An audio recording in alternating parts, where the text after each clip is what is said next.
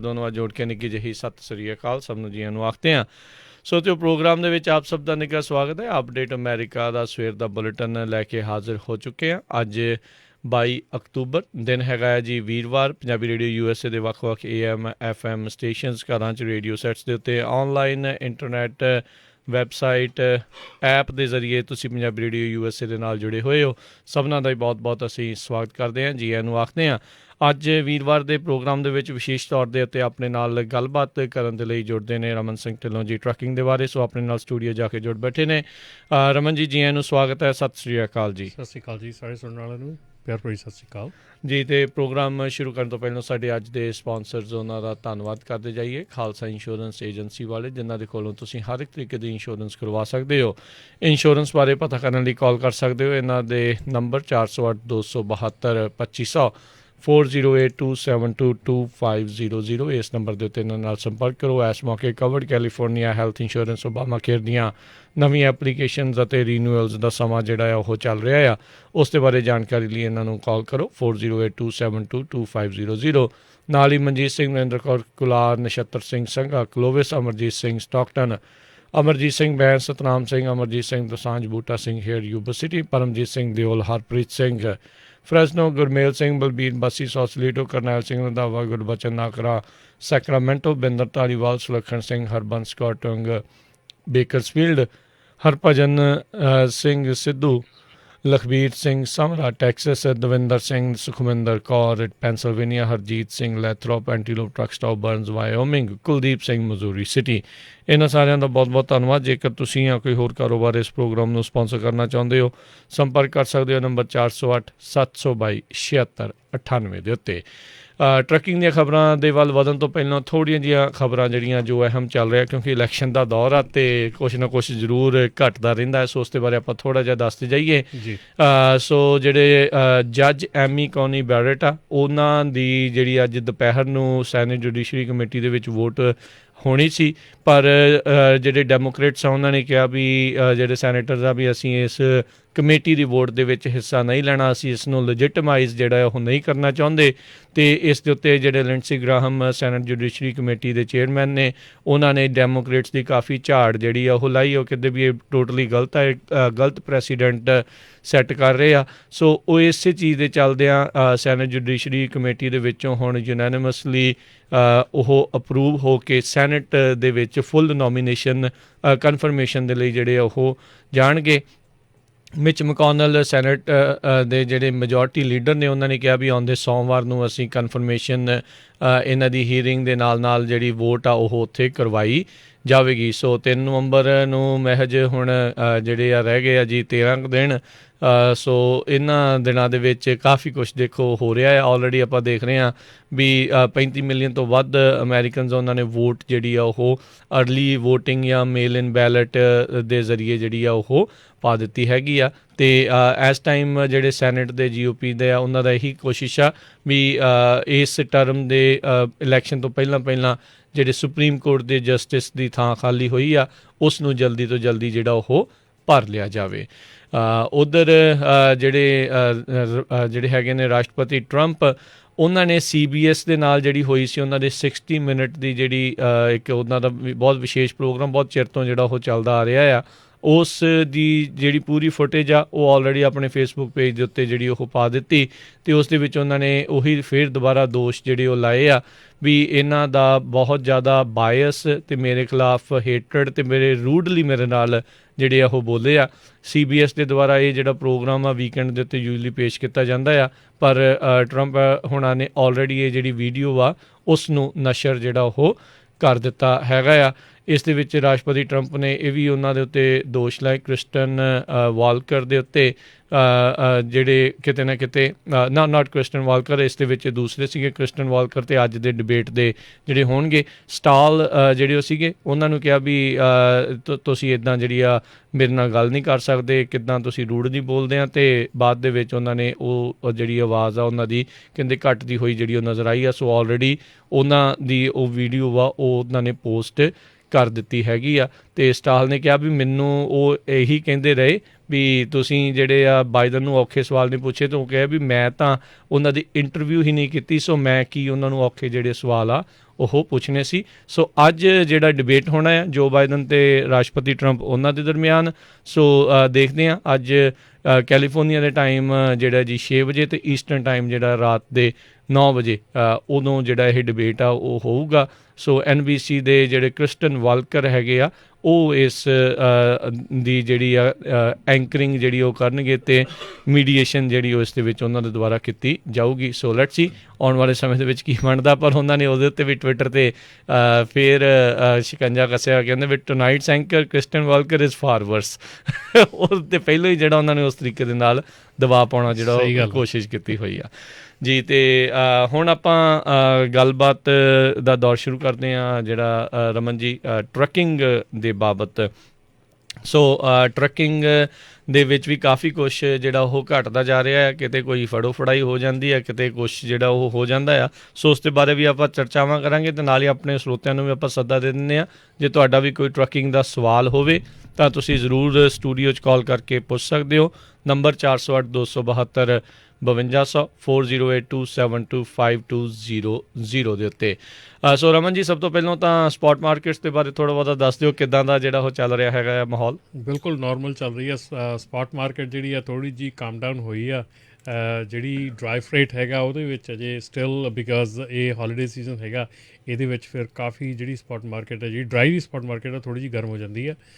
ਸਿਆਲਾਂ ਦੇ ਆਉਣ ਕਰਕੇ ਜਿਹੜੀ ਰੀਫਰ ਮਾਰਕੀਟ ਆ ਥੋੜ੍ਹੀ ਜਿਹੀ ਨਰਮ ਹੁੰਦੀ ਹੈ ਸਿਆਲਾਂ ਦੇ ਵਿੱਚ, ਪਰ ਜਿਹੜੀ ਡਰਾਈ ਹੈਗੀ ਆ ਉਹ ਕਾਫੀ ਜਿਹੜੀ ਗਰਮ ਹੋ ਜਾਂਦੀ ਹੈ। ਔਰ ਇਸ ਵੇਲੇ ਐਮਾਜ਼ੋਨ ਨੂੰ ਵੀ ਜਿਹੜੇ 3 ਵੱਡੇ ਕੈਰੀਅਰ ਕੋ ਉਹਨਾਂ ਨੇ ਡਿਮਾਂਡ ਕੀਤੀ ਸੀ ਪਿਛਲੇ 2 ਹਫ਼ਤਿਆਂ ਦੇ ਵਿੱਚ ਵੀ ਸਾਨੂੰ ਜਿਹੜਾ ਦਿੱਤਾ ਜਾਵੇ ਹੋਰ ਕੈਰੀਅਰ ਦਾ ਮਤਲਬ ਟਰੱਕ ਦਿੱਤੇ ਜਾਣ ਜੀ, ਉਹ ਸ਼ਾਇਦ ਪੂਰੀ ਨਹੀਂ ਹੋ ਸਕੀ। ਇਸ ਕਰਕੇ ਉਹ ਵੀ ਕਾਫੀ ਅਗਰੈਸਿਵਲੀ ਜਿਹੜਾ ਆ ਟਰੱਕਿੰਗ ਇੰਡਸਟਰੀ ਦੇ ਵਿੱਚ ਇਸ ਵੇਲੇ ਜਿਹੜੇ ਡਰਾਈਵਰ, ਕਿਉਂਕਿ ਡਰਾਈਵਰ ਸ਼ੋਰਟੇਜ ਜਿਹੜੀ ਆ ਉਹ ਬਹੁਤ ਅਖਰ ਰਹੀ ਹੈ ਇਸ ਵੇਲੇ ਸਾਰਿਆਂ ਨੂੰ। ਅਤੇ ਖਾਸ ਕਰਕੇ ਜਿਹੜਾ ਇਹ ਜਿਹੜਾ ਐਰਕੀ ਦਾ ਹੌਲੀਡੇ ਸੀਜ਼ਨ ਹੈਗਾ, ਕਿਉਂਕਿ ਹਰ ਇੱਕ ਬੰਦਾ ਮੈਜੋਰਟੀ ਜਿਹੜਾ ਘਰ ਬੈਠਾ ਔਰ ਔਨਲਾਈਨ ਆਰਡਰ ਕਰਨ ਦੇ ਫਿਰਾਕ 'ਚ ਆ। ਸੋ ਇਸ ਕਰਕੇ ਜਿਹੜਾ ਡਰਾਈ ਦਾ ਫਰੇਟ ਆ, ਖਾਸ ਕਰਕੇ ਐਮਾਜ਼ੋਨ ਦਾ ਜਿਹੜਾ ਕੰਮ ਆ ਉਹ ਕਾਫੀ ਬਿਜ਼ੀ ਰਹਿਣ ਦੇ ਆਸ ਹੈਗੇ ਆ। ਸੋ ਡਰਾਈ ਦੀ ਮਾਰਕੀਟ ਜਿਹੜੀ ਆ ਉਹ ਅਜੇ ਵੀ ਸਟਿਲ ਸਟਰੋਂਗ ਚੱਲ ਰਹੀ ਆ। ਰੀਫਰ ਦੀ ਮਾਰਕੀਟ ਜਿਹੜੀ ਆ ਉਹ ਥੋੜ੍ਹੀ ਜਿਹੀ ਨਰਮ ਹੋਈ ਆ, ਪਰ ਸਟਿਲ ਕਿਉਂਕਿ ਕੈਪੈਸਿਟੀ ਕਰੰਚ ਹੈਗਾ, ਕਿਤੇ ਨਾ ਕਿਤੇ ਫਰਕ ਪੈਂਦਾ ਥੋੜ੍ਹਾ ਬਹੁਤ। ਤਾਂ ਹੈਗਾ ਕਿ ਜਿਹੜੇ ਅਨਨੋਇੰਗਲੀ ਜਾਂ ਜਿਹੜੇ ਰੀਸੈਂਟ ਗ੍ਰੈਡਸ ਹੈਗੇ ਆ ਟਰੱਕਿੰਗ ਇੰਡਸਟਰੀ 'ਚ, ਉਹ ਜਿਹੜੇ ਆ ਗਏ ਆ ਉਹਨਾਂ ਨੂੰ ਥੋੜ੍ਹਾ ਜਿਹਾ ਫਰਕ ਲੱਗਦਾ ਹੈ ਕਿ ਕਈ ਵਾਰੀ ਮੈਨੂੰ ਇਹ ਸੁਣਨ ਨੂੰ ਮਿਲ ਜਾਂਦਾ ਪ੍ਰੋਗਰਾਮ ਤੋਂ ਬਾਅਦ, ਭਾਈ ਤੁਸੀਂ ਤਾਂ ਕਹਿੰਦੇ ਮਾਰਕੀਟ ਹੌਟ ਹੈ, ਸਾਨੂੰ ਤਾਂ ਕੋਈ ਲੋਡ ਵਧੀਆ ਮਿਲਿਆ ਨਹੀਂ।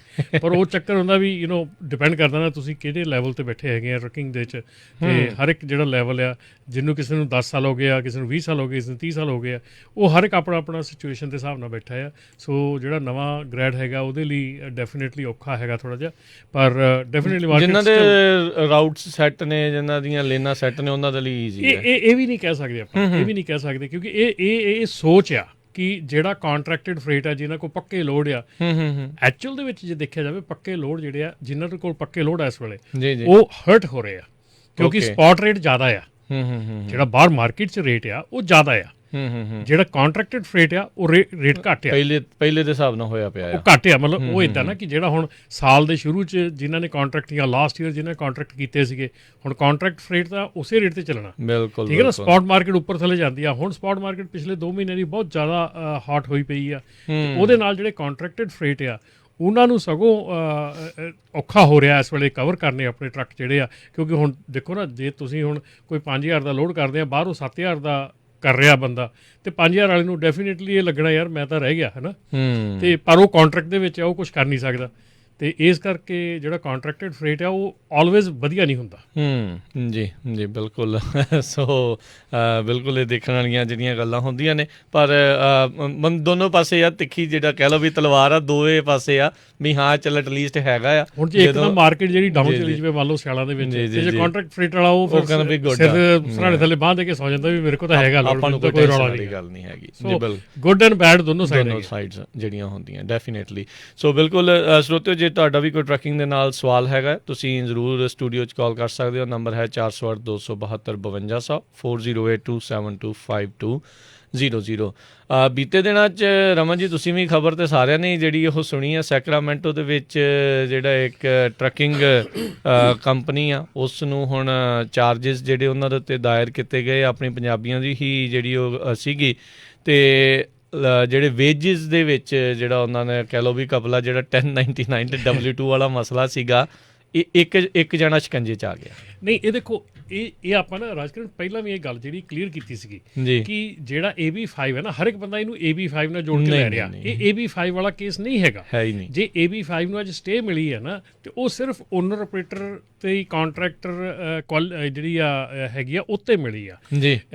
ਕਿਸੇ ਵੀ ਜਿਹੜਾ ਬੰਦਾ ਜਿਹੜਾ ਤੁਹਾਡਾ ਇੰਪਲੋਈ ਆ, ਜਿਹੜਾ ਟਰੱਕਰ ਆ, ਤੁਹਾਡਾ ਆਪਣਾ ਟਰੱਕ, ਤੁਹਾਡੀ ਕਪੈਸਿਟੀ ਦਾ ਟਰੱਕ ਚਲਾਉਂਦਾ, ਤੁਹਾਡੀ ਕੰਪਨੀ ਦਾ ਟਰੱਕ ਚਲਾਉਂਦਾ ਆ, ਜੇ ਤੁਸੀਂ ਉਹਨੂੰ 1099 ਦਿੰਦੇ ਆ, ਇਹ ਕੇਸ ਉਹਦਾ ਆ। ਸੋ this kind of case has nothing to do with AB5। ਇਹਦਾ AB5 ਨਾਲ ਕੋਈ ਲੇਖਾ ਦੇਖਾ ਨਹੀਂ ਹੈਗਾ, AB5 ਇੱਥੇ ਐਪਲੀਕੇਬਲ ਨਹੀਂ ਹੈਗਾ। ਸੋ ਇਹ ਜਿਹੜਾ ਕੇਸ ਹੈਗਾ ਇਹ ਟੋਟਲੀ ਇੱਕ ਸ਼ਰੇਆਮ ਕੇਸ ਹੈਗਾ ਕਿ ਜਿਹੜਾ ਆਪਣੇ ਇੰਪਲੋਈਜ਼, ਜਿਹੜਾ ਕਿ ਤੁਹਾਡਾ ਟਰੱਕ ਚਲਾਉਂਦਾ, ਤੁਹਾਡੀ ਕੰਪਨੀ ਦਾ ਸਾਰਾ ਕੁਝ ਕਰਦਾ ਆ, ਉਹਦੇ ਜਿਹੜੇ ਆ ਉਹ ਘੱਟ ਨਹੀਂ, ਉਹਦਾ ਜਿਹੜਾ ਟੈਕਸ ਨਹੀਂ, ਤੁਸੀਂ ਪੇਰੋਲ ਟੈਕਸ ਨਹੀਂ ਦੇ ਰਹੇ, ਉਹਦਾ ਵਰਕਰਸ ਕੰਪ ਨਹੀਂ ਦੇ ਰਹੇ, ਠੀਕ ਹੈ। ਜਦੋਂ ਫਿਰ ਇੱਦਾਂ ਦੇ ਮਾਹੌਲ ਬਣਦੇ ਆ, ਅਤੇ ਇੱਦਾਂ ਦੇ ਮਾਹੌਲ ਦੇ ਵਿੱਚ ਇਹ ਜਿਹੜਾ ਕੇਸ ਆ ਇਹ ਪ੍ਰਾਈਮ ਐਗਜ਼ਾਮਪਲ ਹੈਗਾ ਕਿ ਸਾਡੇ ਨਾਲ ਕੀ ਹੋ ਸਕਦਾ। ਅਤੇ ਇਹ ਚੀਜ਼ ਦਾ AB5 ਦੇ ਨਾਲ ਕੋਈ ਲੇਖਾ ਦੇਖਾ ਨਹੀਂ। ਇਹ ਸਾਰੇ ਮਿਕਸ ਕਰਨਾ ਛੱਡ ਦਿਓ ਕਿ AB5 ਤਾਂ ਉਹਨੂੰ ਤਾਂ ਸਟੇ ਮਿਲਿਆ ਅਤੇ ਫਿਰ ਕਿੱਦਾਂ ਹੋ ਗਿਆ। ਇਹ AB5 ਨਾਲ ਇਹਦਾ ਕੋਈ ਲੈਣਾ ਦੇਣਾ ਨਹੀਂ ਗਾ। ਇਹ ਤਾਂ ਟੋਟਲੀ ਪਹਿਲਾਂ ਵੀ ਗੈਰ ਕਾਨੂੰਨੀ ਸੀ, AB5 ਤੋਂ ਪਹਿਲਾਂ ਵੀ ਉਹ ਗਲਤ ਸੀਗਾ, ਅਤੇ AB5 ਤੋਂ ਬਾਅਦ 'ਚ ਵੀ ਅੱਜ ਵੀ ਗਲਤ ਹੈ। ਔਰ AB5 ਤੇ ਸਟੇ ਲੱਗਾ, ਉਹਦਾ ਮਤਲਬ ਇਹ ਨਹੀਂਗਾ ਕਿ ਤੁਸੀਂ ਵੀ ਆਪਣੇ ਇੰਪਲੋਇਰ ਨੂੰ 1099 ਦੇਈ ਜਾਓ, ਵੀ ਆਪਣੇ ਇੰਪਲੋਈ ਨੂੰ ਤੁਸੀਂ 1099 ਨਹੀਂ ਦੇ ਸਕਦੇ। ਜਿਹੜਾ ਇੰਪਲੋਈ ਆ, ਇਹਦਾ ਮਤਲਬ ਉਹ ਇੰਪਲੋਈ ਆ, ਤੇ ਉਹ W2 ਦਾ ਹੱਕਦਾਰ ਜਿਹੜਾ ਉਹ ਬਣਦਾ ਆ। ਨੋ ਡਾਊਟ ਤਾੜੀ ਦੋ ਹੱਥਾਂ ਨਾਲ ਵੱਜਦੀ ਆ, ਉਹ ਵੀ ਚਾਹੁੰਦੇ ਨੇ ਕਈ, ਤੇ ਦੂਜੇ ਪਾਸਿਓਂ ਵੀ ਕਹਿੰਦੇ ਵੀ ਚਲੋ ਸਾਨੂੰ ਵੀ ਥੋੜੀ ਕਈ ਨਹੀਂ ਜੀ, ਬੜੇ ਸਟਰੋਂਗ ਹੋ ਕੇ ਕਹਿੰਦੇ ਜੇ 1099 ਦੇਣਾ ਨਹੀਂ ਦੇਣਾ ਤਾਂ ਅਸੀਂ ਨਹੀਂ ਕੰਮ ਕਰਨਾ। ਇਹ ਬਹੁਤ ਸਟਰੋਂਗਲੀ ਕਿਹਾ ਜਾਂਦਾ ਹੈ। ਉਹ ਕੱਲੀ ਮੈਂ ਟਰੱਕਿੰਗ ਕੰਪਨੀਆਂ ਦੀ ਗਲਤੀ ਨਹੀਂ ਕੱਢਦਾ ਜਾਂ ਕੱਲੀ ਡਰਾਈਵਰਾਂ ਦੀ ਗਲਤੀ ਨਹੀਂ ਕੱਢਦਾ। ਜਿੱਦਾਂ ਤੁਸੀਂ ਕਿਹਾ ਤਾਲੀ ਦੋਨੋਂ ਹੱਥਾਂ ਨਾਲ ਵੱਜਦੀ ਆ, ਦੋਨੋਂ ਪਾਸੇ ਸੇਮ ਫੋਰਸ ਚੱਲ ਰਹੀ ਆ। ਐਂਡ ਇਹਦੇ ਵਿੱਚ ਰਾਜਕਰਨ ਇਹਦੇ ਨਾਲ ਹੀ ਆਪਾਂ ਜਿਹੜਾ ਜੁੜਿਆ ਅੱਜ ਦਾ ਮੁੱਦਾ ਆ, ਜਿਹੜਾ ਆਪਾਂ ਉੱਤੇ ਜ਼ਰੂਰ ਗੱਲ ਕਰਨੀ ਹੈ ਕਿ ਜਿਹੜਾ ਇਸ ਵੇਲੇ ਟਰੱਕਿੰਗ ਕੰਪਨੀਆਂ ਦੇ ਖਿਲਾਫ ਜਿਹੜੇ ਆਪਣੇ ਨਿਊਕਲੀਅਰ ਵਰਡਿਕਟ ਆ, ਜਿਹੜੇ ਆਪਣੇ ਕੇਸ ਇਸ ਵੇਲੇ ਟਰੱਕਿੰਗ ਕੰਪਨੀਆਂ ਦੇ ਖਿਲਾਫ ਹੋ ਰਹੇ ਆ, ਜਾਂ ਐਕਸੀਡੈਂਟ ਕੇਸ ਹੁੰਦਾ ਜਾਂ ਕੁਝ ਵੀ ਹੁੰਦਾ ਆ, ਉਹ ਜਿਹੜੀ ਆ ਉਹ ਬਹੁਤ ਜ਼ਿਆਦਾ ਇਸ ਵੇਲੇ ਵੱਧ ਚੁੱਕੀ ਆ। ਜਿਹੜੀ 2010 ਤੋਂ ਲੈ ਕੇ ਤੇ ਅੱਜ ਤੱਕ 2010 ਤੋਂ 2018 ਤੱਕ ਜਿਹੜੇ ਜਿਊਰੀ ਵਰਡਿਕਟਸ ਆ ਉਹ 2.3 ਮਿਲੀਅਨ ਤੋਂ ਵੱਧ ਕੇ 22.2 ਮਿਲੀਅਨ ਤੱਕ ਚਲੇ ਗਏ ਐਵਰੇਜ। ਵਾਓ। ਸੋ ਇਨਕਰੀਜ਼ 967%, 967% ਇਨਕਰੀਜ਼ ਹੋਈ ਆ। ਔਰ ਜਿੰਨੇ ਇਹ ਕੇਸਿਸ ਹੋ ਰਹੇ ਆ, ਜਿੰਨੇ ਇਹ ਕੇਸਿਸ ਚੱਲ ਰਹੇ ਆ ਇਸ ਵੇਲੇ, ਉਹਨਾਂ ਦੇ ਵਿੱਚ ਮੈਜੋਰਟੀ ਜਿਹੜਾ ਆ ਪੰਗਾ ਪੈਂਦਾ ਆਣ ਕੇ ਕੰਪਨੀ ਦੇ ਸੇਫਟੀ ਰੈਕਟਸ ਤੇ, ਕਿ ਕੰਪਨੀ ਨੇ ਸੇਫਟੀ ਨਹੀਂ ਰੱਖੀ। ਔਰ ਡਰਾਈਵਰ ਹਾਇਰਿੰਗ ਫਾਈਲਸ ਜਿਹੜੀਆਂ ਉਹ ਸਾਰਿਆਂ ਨਾਲੋਂ ਵੱਡਾ ਮੁੱਦਾ ਬਣ ਰਿਹਾ ਇਸ ਵੇਲੇ ਇਹਨਾਂ ਕੇਸਾਂ ਦੇ ਵਿੱਚ, ਕਿ ਤੁਸੀਂ ਡਰਾਈਵਰ ਹੀ ਨਹੀਂ ਚੱਜ ਨਾਲ ਹਾਇਰ ਕੀਤਾ, ਡਰਾਈਵਰ ਨੂੰ ਪੂਰਾ ਤੁਸੀਂ ਦੇਖਿਆ ਹੀ ਨਹੀਂ। ਔਰ ਇਹ ਚੀਜ਼ ਜਿਹੜੀ ਆ ਇਹ ਅੱਜ ਦੇ ਮਾਹੌਲ ਦੇ ਵਿੱਚ, ਮੈਂ ਸੱਚੀ ਗੱਲ ਆ ਤੁਹਾਨੂੰ ਸਾਰਿਆਂ ਨੂੰ ਸੁਣਨ ਵਾਲਿਆਂ ਨੂੰ ਇਸ ਵੇਲੇ ਕਹਿਣੀ ਚਾਹੁੰਦਾ ਜੀ, ਠੀਕ ਆ ਤੁਸੀਂ ਕੰਮ ਕਰਦੇ ਆ, ਸਭ ਕੁਝ ਕਰਦੇ ਆ, ਅਣਗਹਿਲੀ ਨਾ ਕਰੋ। ਜਿਹੜੇ ਡਰਾਈਵਰ ਹਾਇਰਿੰਗ ਆ ਨਾ ਉਹ ਬਹੁਤ ਜ਼ਿਆਦਾ ਕ੍ਰਿਟੀਕਲ ਹੁੰਦੀ ਜਾ ਰਹੀ ਆ। ਔਰ ਆਉਣ ਵਾਲੇ ਸਮੇਂ ਦੇ ਵਿੱਚ ਜਿਹੜੇ ਇਹ ਇੰਸ਼ੋਰੈਂਸ ਵਰਡਿਕਟਸ ਹੈਗੇ ਆ, ਜਿੰਨੀਆਂ ਇੰਸ਼ੋਰੈਂਸ ਕੰਪਨੀਆਂ ਇਸ ਵੇਲੇ ਹੈਗੀਆਂ, ਉਹ ਤੁਹਾਡੇ ਡਰਾਈਵਰ ਹਾਇਰਿੰਗ ਪ੍ਰੈਕਟਿਸਿਸ ਦੇ ਉੱਤੇ ਨਾ ਐਡਾ ਵੱਡਾ ਕੁਐਸਚਨ ਮਾਰਕ ਲਾ ਰਹੀਆਂ। ਔਰ ਜਿਹੜੇ ਲਾਇਰਸ ਆ ਉਹ ਤਾਂ ਬੈਠੇ ਆ ਇਸ ਚੀਜ਼ ਨੂੰ, ਉਹ ਤਾਂ ਉਹਨਾਂ ਨੂੰ ਪਤਾ ਵੀ ਚਾਹੇ ਜੋ ਮਰਜ਼ੀ ਹੋ ਜਾਵੇ, ਇੱਕ ਚੀਜ਼ ਤੇ ਜਾ ਕੇ ਇਹਨਾਂ ਦੀ ਗਲਤੀ ਫੜੀ ਜਾਣੀ ਆ। ਸੋ ਅੱਜ ਆਪਾਂ ਉੱਤੇ ਜ਼ਰੂਰ ਗੱਲ ਕਰਾਂਗੇ ਕਿ ਜਿਹੜੀ ਆਪਣੇ ਇਹ ਡਰਾਈਵਰ ਹਾਇਰਿੰਗ ਆ ਇਹ ਕਿਉਂ ਇੰਨੀ ਜਿਹੜੀ ਲੀਨੀਅੰਟ ਹੋਈ ਪਈ ਆ, ਕਿਉਂ ਨਹੀਂ ਇਹਦੇ ਵਿੱਚ ਇੰਨਾ ਚੈੱਕ ਕੀਤਾ ਜਾਂਦਾ। ਡੈਫੀਨੇਟਲੀ ਠੀਕ ਹੈ, ਡਰਾਈਵਰਸ ਦੀ ਘਾਟ ਆ, ਕਮੀ ਆ, ਪਰ ਲਾਅ ਤਾਂ ਲਾਅ ਹੈ ਨਾ। ਤੁਹਾਡਾ ਫਰਜ਼ ਬਣਦਾ ਕਿ ਉਹਨੂੰ ਪੂਰਾ ਪ੍ਰੋਪਰਲੀ ਫੋਲੋ ਕਰੋ। ਜਿਸ ਤਰੀਕੇ ਨਾਲ ਤੁਸੀਂ ਡਰਾਈਵਰ ਹਾਇਰ ਕਰਨਾ ਉਸ ਤਰੀਕੇ ਨਾਲ ਕਰੋ, ਔਰ ਉਹ ਨਹੀਂ ਕੀਤਾ ਜਾ ਰਿਹਾ। ਜੀ ਜੀ ਬਿਲਕੁਲ। ਸੋ ਕਾਫੀ ਵੱਡਾ ਜਿਹੜਾ ਇਨਕਰੀਜ਼ ਆ, ਦੇਖੋ 8 ਸਾਲਾਂ ਦੇ ਵਿੱਚ ਹੀ 2.3 ਤੋਂ 22.2 ਮਿਲੀਅਨ, 1000 ਗੁਣਾ ਹੀ ਇੱਕ ਹਿਸਾਬ ਦੇ ਨਾਲ ਆਪਾਂ ਕਹਿ ਸਕਦੇ ਹਾਂ ਤਕਰੀਬਨ ਜਿਹੜਾ ਆ ਇਹ ਬਹੁਤ ਜ਼ਿਆਦਾ ਇਨਕਰੀਜ਼ ਆ। ਤੇ ਫਿਰ ਕੰਪਨੀਆਂ ਬੰਦ ਹੀ ਹੋਣੀਆਂ, ਫਿਰ ਕੰਪਨੀਆਂ ਕੀ ਕਰਨਗੀਆਂ। ਉਸੇ ਕਰਕੇ ਹੁਣ ਜਿਹੜੇ ਲਾਇਰਸ ਆ ਉਹ ਲੌਬੀ ਕਰ ਰਹੇ ਆ ਕਿ ਇੰਸ਼ੋਰੈਂਸ ਵਧਾਈ ਜਾਵੇ, ਠੀਕ ਆ, ਉਹ ਲੌਬੀ ਕਰ ਰਹੇ ਕਿਉਂਕਿ ਇੰਸ਼ੋਰੈਂਸ ਵਧੂਗੀ। ਇੰਸ਼ੋਰੈਂਸ ਵਾਲਿਆਂ ਨੇ ਤਾਂ ਕਹਿਣਾ ਵੀ ਵਧਾਓ, ਵੀ ਪ੍ਰੀਮੀਅਮ ਸਾਨੂੰ ਕੋਈ ਜ਼ਿਆਦਾ ਹੋਣ, ਸਾਡੇ ਤਾਂ ਘਾਟਾ ਹੀ ਬਹੁਤ ਆ। ਬਿਲਕੁਲ। ਤੇ ਪੇ ਚੈੱਕ ਐਂਡ ਦੇ ਪੇ ਚੈੱਕ ਕਿਹਦਾ ਵਧਣਾ? ਲਾਇਰਸ ਦਾ, ਠੀਕ ਆ। ਜਿਹੜੇ ਵਿਕਟਮਸ ਆ ਉਹਨਾਂ ਨੂੰ ਤਾਂ ਫਿਰ ਕੱਟ ਕਟਾ ਕੇ ਮਿਲਣਾ ਨਾ। ਜੀ ਜੀ ਜੀ, ਐਕਚੁਅਲ ਦੇ ਵਿੱਚ ਲਾਇਰਸ ਦਾ ਹੀ ਸਾਰਾ ਕੁਝ ਪਰਸੈਂਟੇਜ ਹਿੱਸਾ ਉਹਨਾਂ ਦਾ ਹੁੰਦਾ ਹੈ, ਜਿਹੜਾ ਉਹ ਹੀ ਵਧਣਾ ਹੈ, ਠੀਕ ਹੈ ਨਾ।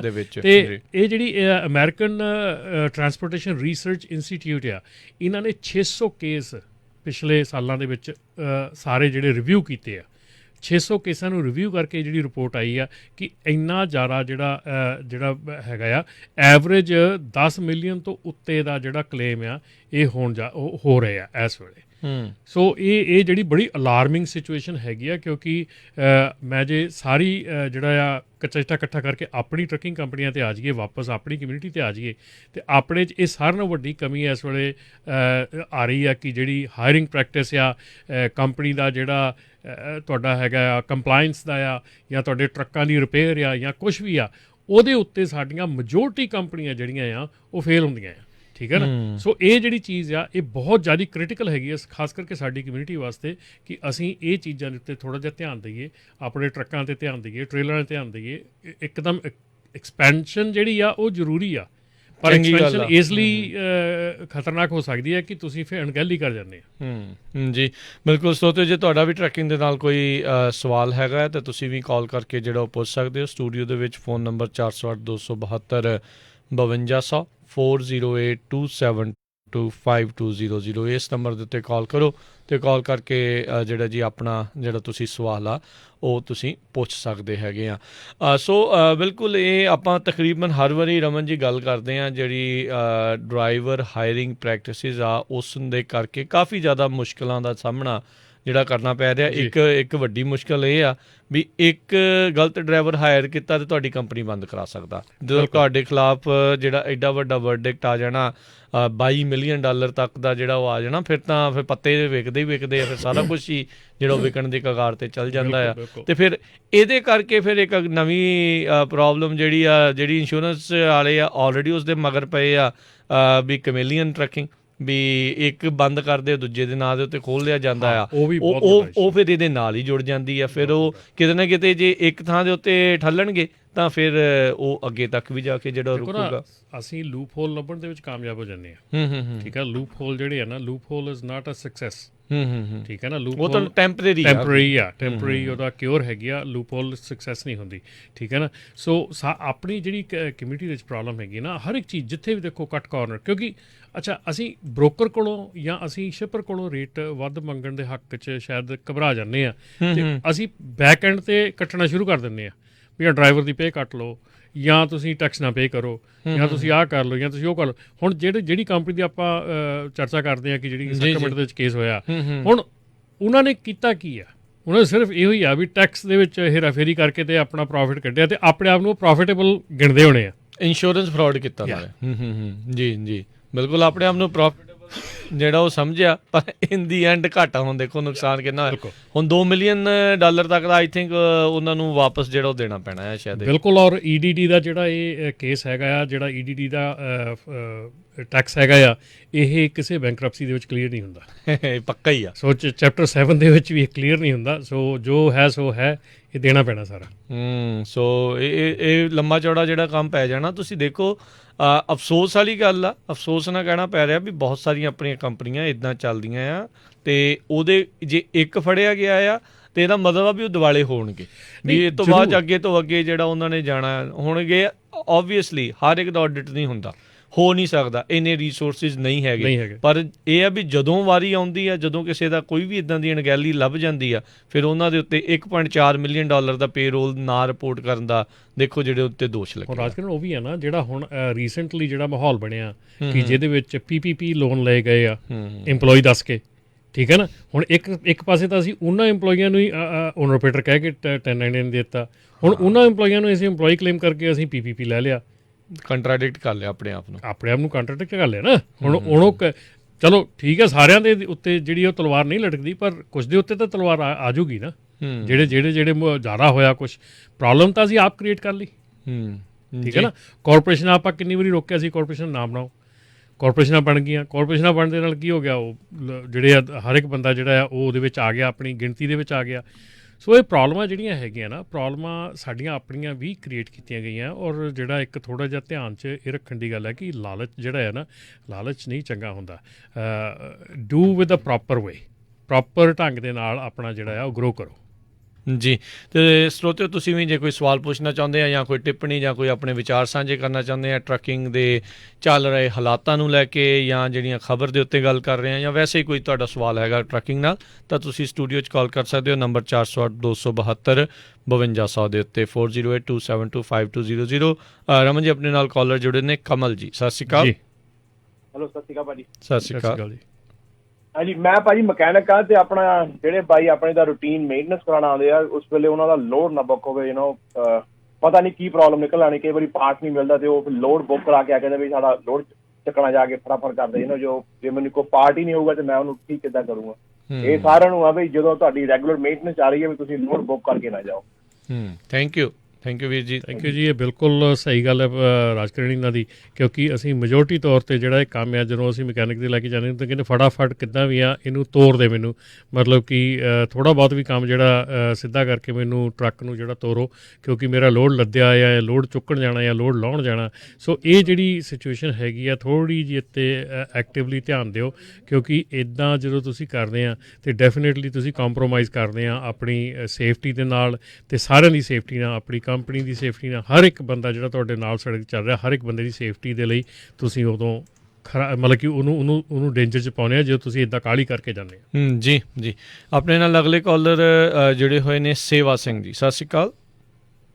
ਹਾਂਜੀ ਭਾਜੀ, ਸਤਿ ਸ਼੍ਰੀ ਅਕਾਲ ਜੀ। ਸਤਿ ਸ਼੍ਰੀ ਅਕਾਲ ਜੀ। ਹਾਂਜੀ ਭਾਜੀ, ਮੇਰਾ ਸਵਾਲ ਹੈ, ਮੈਂ ਆਪਣੇ ਬੇਟੇ ਦੇ ਨਾਲ ਡਰਾਈਵ ਕਰ ਰਿਹਾ ਸੀ ਤੇ ਇੱਕ ਹੀ ਟਰੱਕ ਇਹਦੇ ਕੋਲ।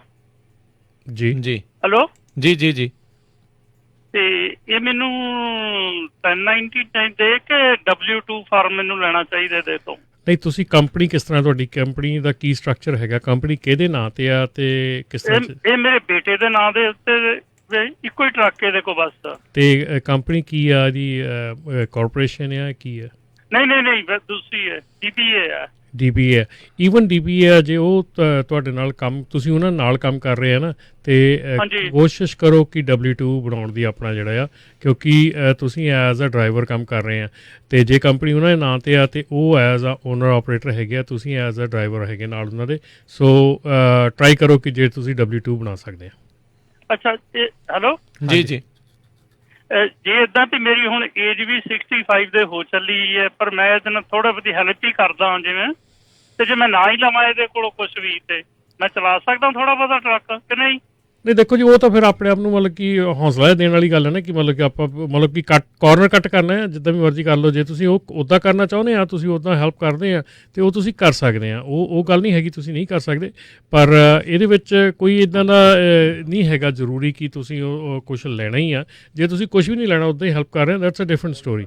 ਪਰ ਜੇ ਤੁਸੀਂ ਉਹਦਾ ਕੋਈ ਵੈਲਿਡ ਜਿਹੜਾ ਲੈ ਰਹੇ ਹੈਗੇ ਆ, 1099 ਨਹੀਂ ਬਣਦਾ ਹੈਗਾ, ਇੰਨੀ ਗੱਲ ਤਾਂ ਹੈਗੀ ਆ। ਸੋ W2 ਲੈਣਾ ਜ਼ਰੂਰੀ ਹੈਗਾ, ਪਰ ਜੇ ਤੁਸੀਂ ਆਪਣਾ ਐਜ਼ ਅ ਫੈਮਿਲੀ ਕੰਮ ਕਰ ਰਹੇ ਆ ਤਾਂ ਦੈਟਸ ਡਿਫਰੈਂਟ ਸਟੋਰੀ। ਤੇ ਪਰ CPA ਨਾਲ ਗੱਲ ਕਰ ਸਕਦੇ ਆ, ਕਿਉਂਕਿ CPA ਇਜ਼ ਅ ਬੈਟਰ ਸਲਾਹ। ਤੇ ਵੈਸੇ ਜੇ ਉੱਦਾਂ ਗੱਲ ਕੀਤੀ ਜਾਵੇ ਰਮਨ ਜੀ, ਤਾਂ ਕੰਮ ਕਰ ਰਹੇ ਹੋ 65 ਆ, ਰਿਟਾਇਰ ਹੋਣਾ, W2 ਲੈ ਲਓ, ਟੈਕਸ ਭਰੋ, ਤੁਹਾਡੇ ਲਈ ਬੈਨੀਫਿਸ਼ੀਅਲ ਆ। ਰੱਬ ਨਾ ਕਰੇ ਕੁਛ ਹੋ ਜਾਂਦਾ ਆ, ਵਰਕਰ ਕੌਂਪ ਹੋਵੇ, ਸਾਰਾ ਕੁਛ ਹੋਵੇ, ਕਈ ਚੀਜ਼ਾਂ ਜਿਹੜੀਆਂ ਹੁੰਦੀਆਂ ਆ, ਕਰਨ ਤਾਂ ਤੁਸੀਂ ਮਦਦ ਲੱਗੇ ਆ, ਪਰ ਇਹ ਨਾ ਹੋਵੇ ਬਾਅਦ ਦੇ ਵਿੱਚ ਵਿਪਤਾ ਆਪਣੇ ਤੇ ਜਿਹੜੀ ਉਹ ਪੈ ਜਾਵੇ। ਸੋ ਕਾਨੂੰਨੀ ਦਾ ਪੇਚ ਦੇ ਨਾਲ ਜੇ ਚੱਲੂਗੇ ਤਾਂ ਇਨ ਦੀ ਐਂਡ ਜਿਹੜਾ ਫਾਇਦਾ ਜਿਹੜਾ ਉਹ ਜ਼ਰੂਰ ਆਪਾਂ ਨੂੰ ਜਿਹੜਾ ਉਹ ਹੋ ਜਾਂਦਾ। ਨੋ ਡਾਊਟ ਦੇਖੋ ਟੈਕਸ ਕੋਡ ਬਣੇ ਨੇ, ਇਸੇ ਕਰਕੇ ਬਣੇ ਨੇ। ਆਪਾਂ ਦੇਖਦੇ ਹੀ ਹਾਂ ਵੀ ਹੁਣੇ ਰੀਸੈਂਟਲੀ ਖੁਲਾਸਾ ਹੋਇਆ ਸੀ ਵੀ ਫੈਡਰਲ ਤੌਰ ਦੇ ਉੱਤੇ ਰਾਸ਼ਟਰਪਤੀ ਟਰੰਪ ਨੇ $750 ਟੈਕਸ ਭਰਿਆ। ਇਹ ਟੈਕਸ ਕੋਡਸ ਦਾ ਹੀ ਕਮਾਲ ਆ। ਇਹਦੇ ਵਿੱਚ ਇਹ ਨਹੀਂ ਆਪਾਂ ਜਿਹੜਾ ਉਹ ਕਰ ਸਕਦੇ ਵੀ ਕੀ ਆ ਅਤੇ ਕਿਵੇਂ ਆ। ਬਹੁਤ ਸਾਰੀ ਦੁਨੀਆ ਜਿਹੜੀ ਉਹ ਇਹਨਾਂ ਟੈਕਸ ਕੋਡਸ ਦੀ ਵਰਤੋਂ ਜਿਹੜੀ ਆ ਉਹ ਕਰਦੀ ਹੈਗੀ ਹੈ। ਪਰ ਇਹ ਆ ਵੀ ਜੇ ਲੀਗਲੀ ਚੱਲੂਗੇ ਤਾਂ ਫਿਰ ਤੁਹਾਡੇ 'ਤੇ ਸਵਾਲ ਨਹੀਂ ਆ। ਹਾਂ, ਲੋਕ ਉੱਦਾਂ ਕਹਿਣਗੇ ਵੀ ਐਥੀਕਲੀ ਇਹ ਕਿੱਦਾਂ ਹੈ ਜਾਂ ਕਿਵੇਂ ਆ, ਪਰ ਲੀਗਲੀ ਜਿਹੜਾ ਸਾਰਾ ਕੁਛ ਠੀਕ ਤੁਹਾਨੂੰ ਕਰਨਾ ਚਾਹੀਦਾ ਹੈ। ਰਜਿੰਦਰ ਜੀ ਆਪਣੇ ਜਿਹੜੇ ਅਗਲੇ ਕਾਲਰ ਜੁੜੇ ਨੇ, ਸਤਿ ਸ਼੍ਰੀ ਅਕਾਲ ਰਜਿੰਦਰ ਜੀ। ਹਾਂਜੀ ਭਾਜੀ, ਮੈਂ ਇੱਕ ਸਵਾਲ ਪੁੱਛਣਾ ਸੀਗਾ ਕਿ ਮੈਂ ਆਪਣੇ ਬ੍ਰਦਰ ਨਾਲ ਕੰਮ ਕਰਦਾ ਐਜ਼ ਏ ਡਰਾਈਵਰ ਦੇ ਤੌਰ ਤੇ ਜੀ, ਤੇ ਮੈਨੂੰ 1099 ਲੈਣਾ ਪੈਣਾ ਕਿ W2 ਫਾਰਮ ਭਾਜੀ? ਭਾਜੀ W2 ਲੈਣਾ ਪੈਣਾ ਜੀ। ਤੁਸੀਂ ਬਿਲਕੁਲ, ਡਰਾਈਵਰ ਹੁਣੇ ਦੇ ਉਹੀ ਤੌਰ ਤੇ ਗੱਲ ਕੰਮ ਕਰ- ਕਰਦੇ, ਉਹੀ ਗੱਲ ਆਪਾਂ ਪਹਿਲੇ ਕਾਲਰ ਦੇ ਨਾਲ ਕੀਤੀ ਸੀਗੀ ਕਿ ਜੀ। ਜੇ ਤੁਸੀਂ ਚਾਹੇ ਆਪਣੇ ਬ੍ਰਦਰ ਨਾਲ ਕਰਦੇ ਆ, ਚਾਹੇ ਕਿਸੇ ਨਾਲ ਵੀ ਕਰਦੇ ਆ, ਤੁਸੀਂ ਐਜ਼ ਅ EMPLOYEE ਹੈਗੇ ਆ, ਜੇ ਕੱਲ ਨੂੰ ਤੁਹਾਨੂੰ ਕੁਝ ਹੁੰਦਾ ਆ ਤੇ ਤੁਹਾਨੂੰ ਕੋਈ ਬੈਨੀਫਿਟ ਨਹੀਂ ਮਿਲਦਾ, ਠੀਕ ਹੈ ਨਾ। ਜੇ ਤੁਸੀਂ 1099 ਲੈ ਲੈਂਦੇ ਆ, W2 ਲੈਂਦੇ ਆ, ਤੁਹਾਡਾ ਟੈਕਸ ਭਰਿਆ ਜਾਂਦਾ। ਔਰ ਦੇਖੋ ਇੱਕ ਚੀਜ਼ ਜਿਹੜੀ ਆ, ਮੇਰੇ ਖਿਆਲ ਸਾਰੇ ਹੀ ਸਾਡੇ ਜਿਹੜੇ ਲਿਸਨਰ ਆ ਉਹਨਾਂ ਨੂੰ ਯਾਦ ਰਹਿਣਾ ਚਾਹੀਦਾ ਕਿ ਅਮਰੀਕਾ ਦੇ ਵਿੱਚ ਜੇ ਤੁਸੀਂ ਇੱਥੇ ਆਏ ਆ, ਕੰਮ ਕਰਦੇ ਆ, ਤੁਹਾਡੇ 40 ਕੁਆਟਰ ਜਿਹੜੇ ਆ ਉਹ ਜ਼ਿੰਦਗੀ ਦੇ ਵਿੱਚ ਪੂਰੇ ਹੋਣੇ ਚਾਹੀਦੇ ਆ ਟੈਕਸ ਦੇ। ਜੇ 40 ਕੁਆਟਰ ਪੂਰੇ ਨਹੀਂ ਹੁੰਦੇ ਤਾਂ ਫਿਰ ਤੁਹਾਨੂੰ ਪੈਨਸ਼ਨ ਨਹੀਂ ਲੱਗਦੀ ਕੋਈ ਵੀ, ਸੋ ਸੋਸ਼ਲ ਸਿਕਿਉਰਿਟੀ ਨਹੀਂ ਲੱਗਦੀ। ਸੋ ਇਸ ਕਰਕੇ 40 ਕੁਆਟਰ ਦੇ ਤੌਰ ਤੇ ਤੁਹਾਨੂੰ ਆਪਣਾ ਜਿਹੜਾ ਆ ਉਹ ਪੂਰਾ ਕਰਨਾ ਚਾਹੀਦਾ। ਔਰ ਇਹ ਜ਼ਰੂਰੀ ਵੀ ਹੈ, ਇਖਲਾਕੀ ਤੌਰ ਤੇ ਵੀ ਜ਼ਰੂਰੀ ਆ। ਅਸੀਂ ਸਹੂਲਤਾਂ ਤਾਂ ਸਾਰੀਆਂ ਲੈਣੀਆਂ ਚਾਹੁੰਦੇ ਆ, ਪਰ ਆਪਾਂ ਉਹਦੀ ਪ੍ਰਾਈਸ ਨਹੀਂ ਪੇ ਕਰਨਾ ਚਾਹੁੰਦੇ। ਸੋ ਟੈਕਸ ਜਿਹੜਾ ਆ W2 ਲੈਣਾ ਜ਼ਰੂਰੀ ਤੁਹਾਡੇ ਲਈ। ਜੀ ਠੀਕ ਹੈ, ਥੈਂਕ ਯੂ ਭਾਜੀ, ਥੈਂਕ ਯੂ ਭਾਜੀ। ਜੀ ਬਿਲਕੁਲ। ਸੋ ਜਿਹੜੇ ਵੀ ਇਹ ਅਜਿਹੇ ਇੱਕ ਦੂਜੇ ਦੀ ਫੈਮਿਲੀ ਦੇ ਵਿੱਚ ਇੱਦਾਂ ਜੇ ਉਹ ਮਦਦ ਜਿਹੜੀ ਉਹ ਕਰ ਰਹੇ ਨੇ, ਤਾਂ ਸਾਡੇ ਵੱਲੋਂ ਤਾਂ ਇਹੀ ਬੇਨਤੀ ਆ ਵੀ ਉਸ ਨੂੰ ਇਸ ਤਰੀਕੇ ਦੇ ਨਾਲ ਹੀ ਜਿਹੜਾ ਉਹ ਵਰਤਿਆ ਜਾਵੇ ਤਾਂ ਜੋ ਤੁਹਾਡੀ ਵੀ ਮਦਦ ਹੋਵੇ। ਅਤੇ ਬਾਅਦ ਦੇ ਵਿੱਚ ਇਹ ਵੀ ਆ ਵੀ ਇੱਕ ਦੂਜੇ ਦੀ ਜਿਹੜੀ ਉਹ ਮਦਦ ਆ, ਲਾਇਬਿਲਟੀਆਂ ਜਿਹੜੀਆਂ ਉਸ ਹਿਸਾਬ ਦੇ ਨਾਲ ਜਿਹੜੀਆਂ ਬਾਅਦ ਦੇ ਵਿੱਚ ਉਹਦੇ ਨਾਲ ਘਟਦੀਆਂ ਆ, ਵੱਧਦੀਆਂ ਆ। ਤੁਸੀਂ ਇੱਕ ਹਿਸਾਬ ਦੇ ਨਾਲ ਨਾ ਦੇਖੋ। ਅਤੇ ਪਰ ਇਹ ਆ ਵੀ ਮੈਂ ਇਹੀ ਕਹਿਣਾ ਚਾਹੁੰਦਾ ਰਮਨ ਜੀ ਵੀ ਫਾਇਦਾ ਹੀ ਜਿਹੜਾ ਇਹਨਾਂ ਚੀਜ਼ਾਂ ਦੇ ਵਿੱਚ ਤੁਹਾਨੂੰ ਇਨ ਲੌਂਗ ਰਨ ਜਿਹੜਾ ਹੁੰਦਾ ਹੈ, ਦੋਨਾਂ ਨੂੰ ਫਾਇਦਾ ਹੈ। ਜੇ ਮੰਨ ਲਓ ਕੱਲ ਨੂੰ ਕੋਈ ਐਸੀ ਗੱਲ ਹੋ ਜਾਂਦੀ ਹੈ, ਤੁਹਾਡੇ ਸੱਟ ਪੇਟ ਲੱਗ ਜਾਂਦੀ ਹੈ, ਵਰਕਰਸ ਕੰਮ ਦਾ ਕਲੇਮ ਲੈ ਕੇ ਤੁਸੀਂ ਘਰ ਵੀ ਬਹਿੰਦੇ ਆ, ਬ੍ਰਦਰ ਵੀ ਖੁਸ਼ ਆ ਵੀ ਚਲੋ ਕੋਈ ਨਹੀਂ, ਮੇਰੇ ਸਿਰ ਤੇ ਭਾਰ ਨਹੀਂ ਪਿਆ, ਤੁਸੀਂ ਵੀ ਖੁਸ਼ ਆ ਕਿਉਂਕਿ ਤੁਸੀਂ ਆਪਣਾ ਆਰਾਮ ਦੇ ਨਾਲ ਸਾਈਡ ਤੇ ਕਰ ਲਿਆ। ਸੋ ਇਹਦਾ ਮਤਲਬ ਇਹ ਨਹੀਂਗਾ ਕਿ ਤੁਸੀਂ ਕੋਈ ਉਹ ਜੁਰਮ ਕਰ ਰਹੇ ਆ, ਕੋਈ ਟੈਕਸ ਦੇ ਰਹੇ ਆ। ਅਤੇ ਠੀਕ ਆ, ਤੁਸੀਂ ਐਜ਼ ਅ EMPLOYEE ਕੰਮ ਕਰਨਾ ਹੈ, EMPLOYEE ਦੇ ਤੌਰ ਤੇ ਜੇ ਤੁਸੀਂ ਕੰਮ ਕਰਦੇ ਆ ਅਤੇ ਉਹਦੇ 'ਚ ਕੋਈ ਸ਼ੱਕ ਨਹੀਂ ਹੈਗਾ। ਤਾਂ ਬੈਨੀਫਿਟ ਵੀ ਉਹਦੇ ਦੇਖੋ ਸਾਰੀ ਤੌਰ ਤੇ ਕਿ ਤੁਹਾਡੀ ਪੈਨਸ਼ਨ ਪਲਾਨ ਆ, ਤੁਹਾਡੀ ਲਾਈਫ ਟਾਈਮ ਸਾਰਾ ਕੁਛ ਆ, ਵਰਕਰਸ ਕੰਪ ਆ, ਹਰ ਇੱਕ ਚੀਜ਼ ਆ ਤੁਹਾਡੇ ਨਾਲ।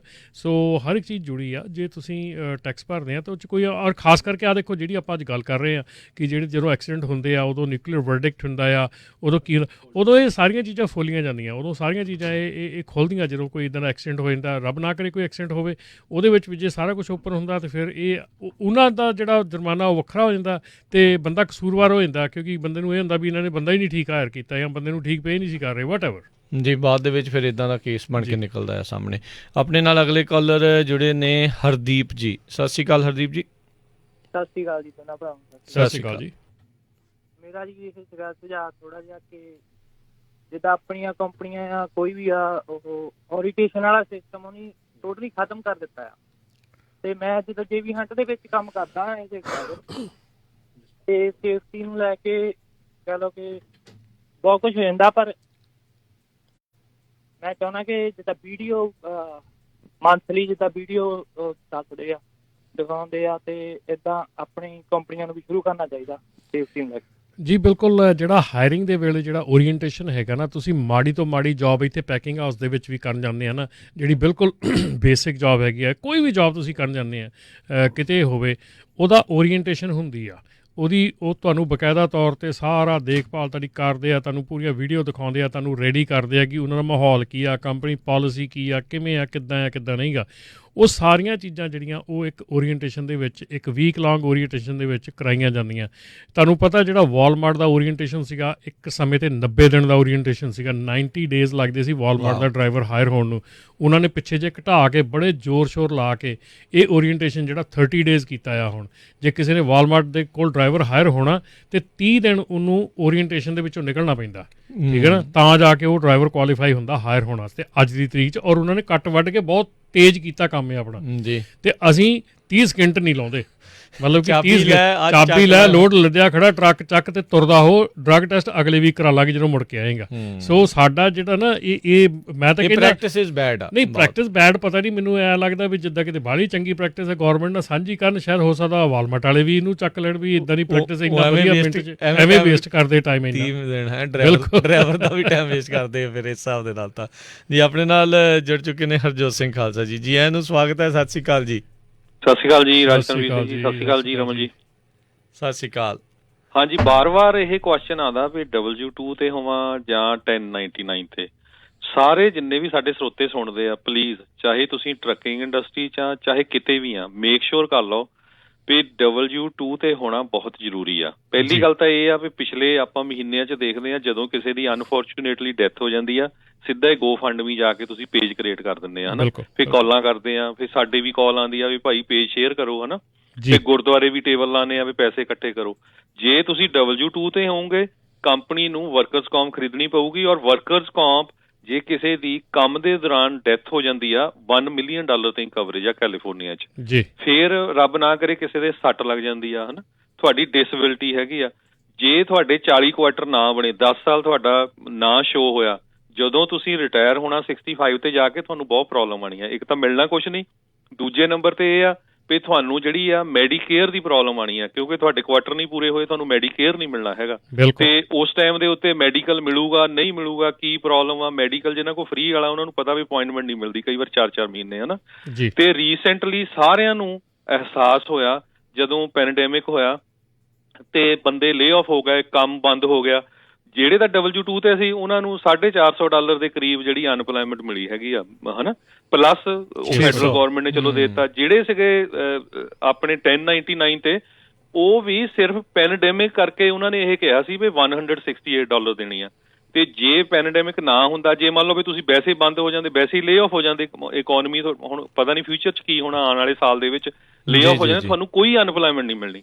ਸੋ ਇਹ 4 ਚੀਜ਼ਾਂ ਬਹੁਤ ਜ਼ਰੂਰੀ ਆ। ਚਾਹੇ ਤੁਸੀਂ ਭਰਾ ਲਈ ਕੰਮ ਕਰਦੇ, ਹਸਬੈਂਡ ਵਾਈਫ ਲਈ ਕੰਮ ਕਰਦੇ ਆ, ਫਾਦਰ ਸਨ ਕੰਮ ਕਰਦੇ ਆ, ਪਲੀਜ਼ W2 ਤੇ ਜ਼ਰੂਰ ਪਾਓ। ਚਾਹੇ ਤੁਸੀਂ 20 ਘੰਟੇ ਸ਼ੋਅ ਕਰੋ, ਕੁਛ ਵੀ ਸ਼ੋਅ ਕਰੋ, ਹਨਾ, ਪਰ W2 ਹੋਣਾ ਬਹੁਤ ਜ਼ਰੂਰੀ ਆ। ਠੀਕ ਹੈ ਜੀ, ਬਿਲਕੁਲ। So thank you Harjot Singh ji, thank you ਜੀ, ਧੰਨਵਾਦ ਜੀ, ਮਿਹਰਬਾਨੀ।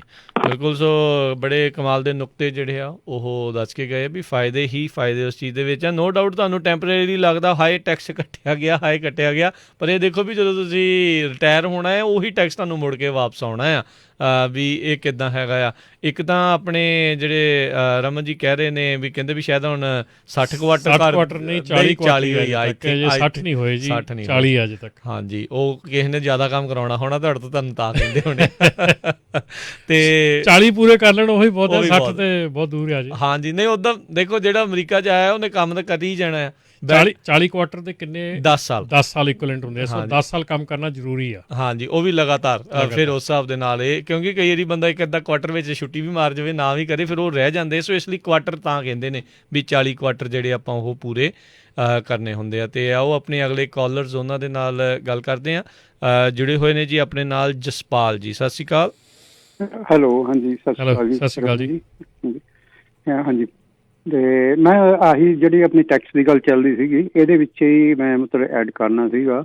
ਤੇ ਸਾਡੇ ਕੋਲ ਵੀ ਜਿਵੇਂ ਇੱਕ ਟਰੱਕ ਹੈ, ਸਿੰਗਲ ਹੈ, ਅਸੀਂ ਮਤਲਬ ਆਪ ਹੀ ਮਤਲਬ 2 ਜਣੇ ਘਰ ਦੇ ਡਰਾਈਵਰ ਆ ਉਹਦੇ ਤੇ ਅਸੀਂ ਮਤਲਬ ਜਦੋਂ ਕੰਪਨੀ ਬਣਾਈ ਹੈ ਨਾ 5 ਸਾਲ ਪਹਿਲਾਂ, ਅਸੀਂ ਉਦੋਂ ਹੀ ਮਤਲਬ ਇਹਨੂੰ ਕਰਕੇ W2 ਤੇ ਪਾਇਆ ਹੋਇਆ ਸੀਗਾ ਜੀ। ਤੇ ਹੁਣ ਮਤਲਬ ਇਹ ਆ ਵੀ ਸਾਲ ਦੇ ਐਂਡ ਦੇ ਉੱਤੇ ਜਦੋਂ ਵੀ ਅਸੀਂ ਮੰਨ ਲਓ ਸਾਡਾ ਹੁਣ ਇਹ ਕੱਟਦੇ ਨੇ ਤਕਰੀਬਨ $600 ਮਹੀਨੇ ਦਾ ਕੱਟਦੇ ਨੇ। ਜਦੋਂ ਅਸੀਂ ਸਾਲ ਤੋਂ ਬਾਅਦ ਆਪਣਾ ਰਿਟਰਨ ਭਰੀ ਦੀ ਆ ਤਾਂ ਉਹ ਤਕਰੀਬਨ ਮਤਲਬ ਸਾਡਾ ਉਹ ਸਾਰਾ ਵਾਪਸ ਆ ਜਾਂਦਾ। ਉਹਦੇ 'ਚ ਮਤਲਬ ਥੋੜ੍ਹਾ ਬਹੁਤਾ 500-400 ਇੱਧਰ ਉੱਧਰ ਹੁੰਦਾ ਹੋਊਗਾ ਜੀ। ਤੇ ਪਰ ਉਹ ਜਿਹੜੀ EDD ਨੇ ਮਤਲਬ ਅਸੀਂ ਦੂਜੀ ਵਰਕਰਸ ਕੌਮ ਨਹੀਂ ਕਰਵਾਈ ਹੋਈ, ਪਰ EDD ਨੇ ਮਤਲਬ ਸਾਨੂੰ ਜਿਹੜੀ ਪਿਛਲੇ ਸਾਲ ਤੱਕ ਮਤਲਬ ਜਿਹੜੀ ਸਟੇਟਮੈਂਟ ਆਈ ਸੀਗੀ, ਉਹਨਾਂ ਨੇ ਤਕਰੀਬਨ $1.25 ਲੱਖ ਮਤਲਬ ਡਿਸੇਬਿਲਿਟੀ ਸਾਡੀ ਉਹ ਸ਼ੋਅ ਕੀਤੀ ਗਈ ਸੀਗੀ ਵੀ ਤੁਹਾਨੂੰ ਮਿਲ ਸਕਦੀ ਹੈ ਜੇ ਡਿਸੇਬਲ ਹੋ ਜਾਂਦਾ ਬੰਦਾ। ਜੀ ਜੀ। ਤੇ ਮੈਂ ਇਹੀ ਚੀਜ਼ ਐਡ ਕਰਨੀ ਸੀਗੀ ਵੀ ਜੇ W2 ਮਤਲਬ ਆਪਾਂ ਕੋਈ ਇਹਦੇ ਵਿੱਚ ਕੋਈ ਕੁਛ ਨਹੀਂ ਜਾਂਦਾ, ਸਿਰਫ ਡਰ ਬਣਾਇਆ ਹੋਇਆ ਵੀ ਟੈਕਸ ਦੇਣਾ ਪਊਗਾ। ਤੇ ਐਕਚੁਅਲੀ ਉਹ ਸਾਰਾ ਆਪਾਂ ਨੂੰ ਤਕਰੀਬਨ ਮੋਸਟਲੀ ਵਾਪਸ ਆ ਜਾਂਦਾ। ਉਹਦੇ 'ਚ ਉਹ ਮਤਲਬ ਸਾਲ ਦੇ ਐਂਡ ਦੇ ਉੱਤੇ ਜਦੋਂ ਆਪਾਂ ਰਿਟਰਨ ਭਰਨੀ ਹੈ, ਇੱਕ ਉਹ ਸਾਰੀ ਜਿਹੜੀ ਆਪਣਾ ਪੇਰੋਲ ਹੈ ਉਹ ਆਪਾਂ ਡਿਡਕਟ ਕਰ ਸਕਦੇ ਹਾਂ। ਆਪਣੀ ਜਦੋਂ ਟੈਕਸ ਭਰਨਾ ਉਹ ਟੋਟਲੀ ਡਿਡਕਟ ਹੋ ਜਾਣਾ, ਉਹਦੇ ਵਿੱਚੋਂ ਉਨੀ ਇਨਕਮ ਆਪਣਾ ਟੈਕਸ ਲੋ ਆ ਜਾਣਾ ਉਹਦੇ ਵਿੱਚ, ਟੋਟਲ ਜਿਹੜਾ ਕੰਪਨੀ ਦਾ ਟੈਕਸ ਜਾਣਾ। ਬਿਲਕੁਲ, ਤੁਹਾਡੀ ਗੱਲ ਬਿਲਕੁਲ ਸਹੀ ਆ।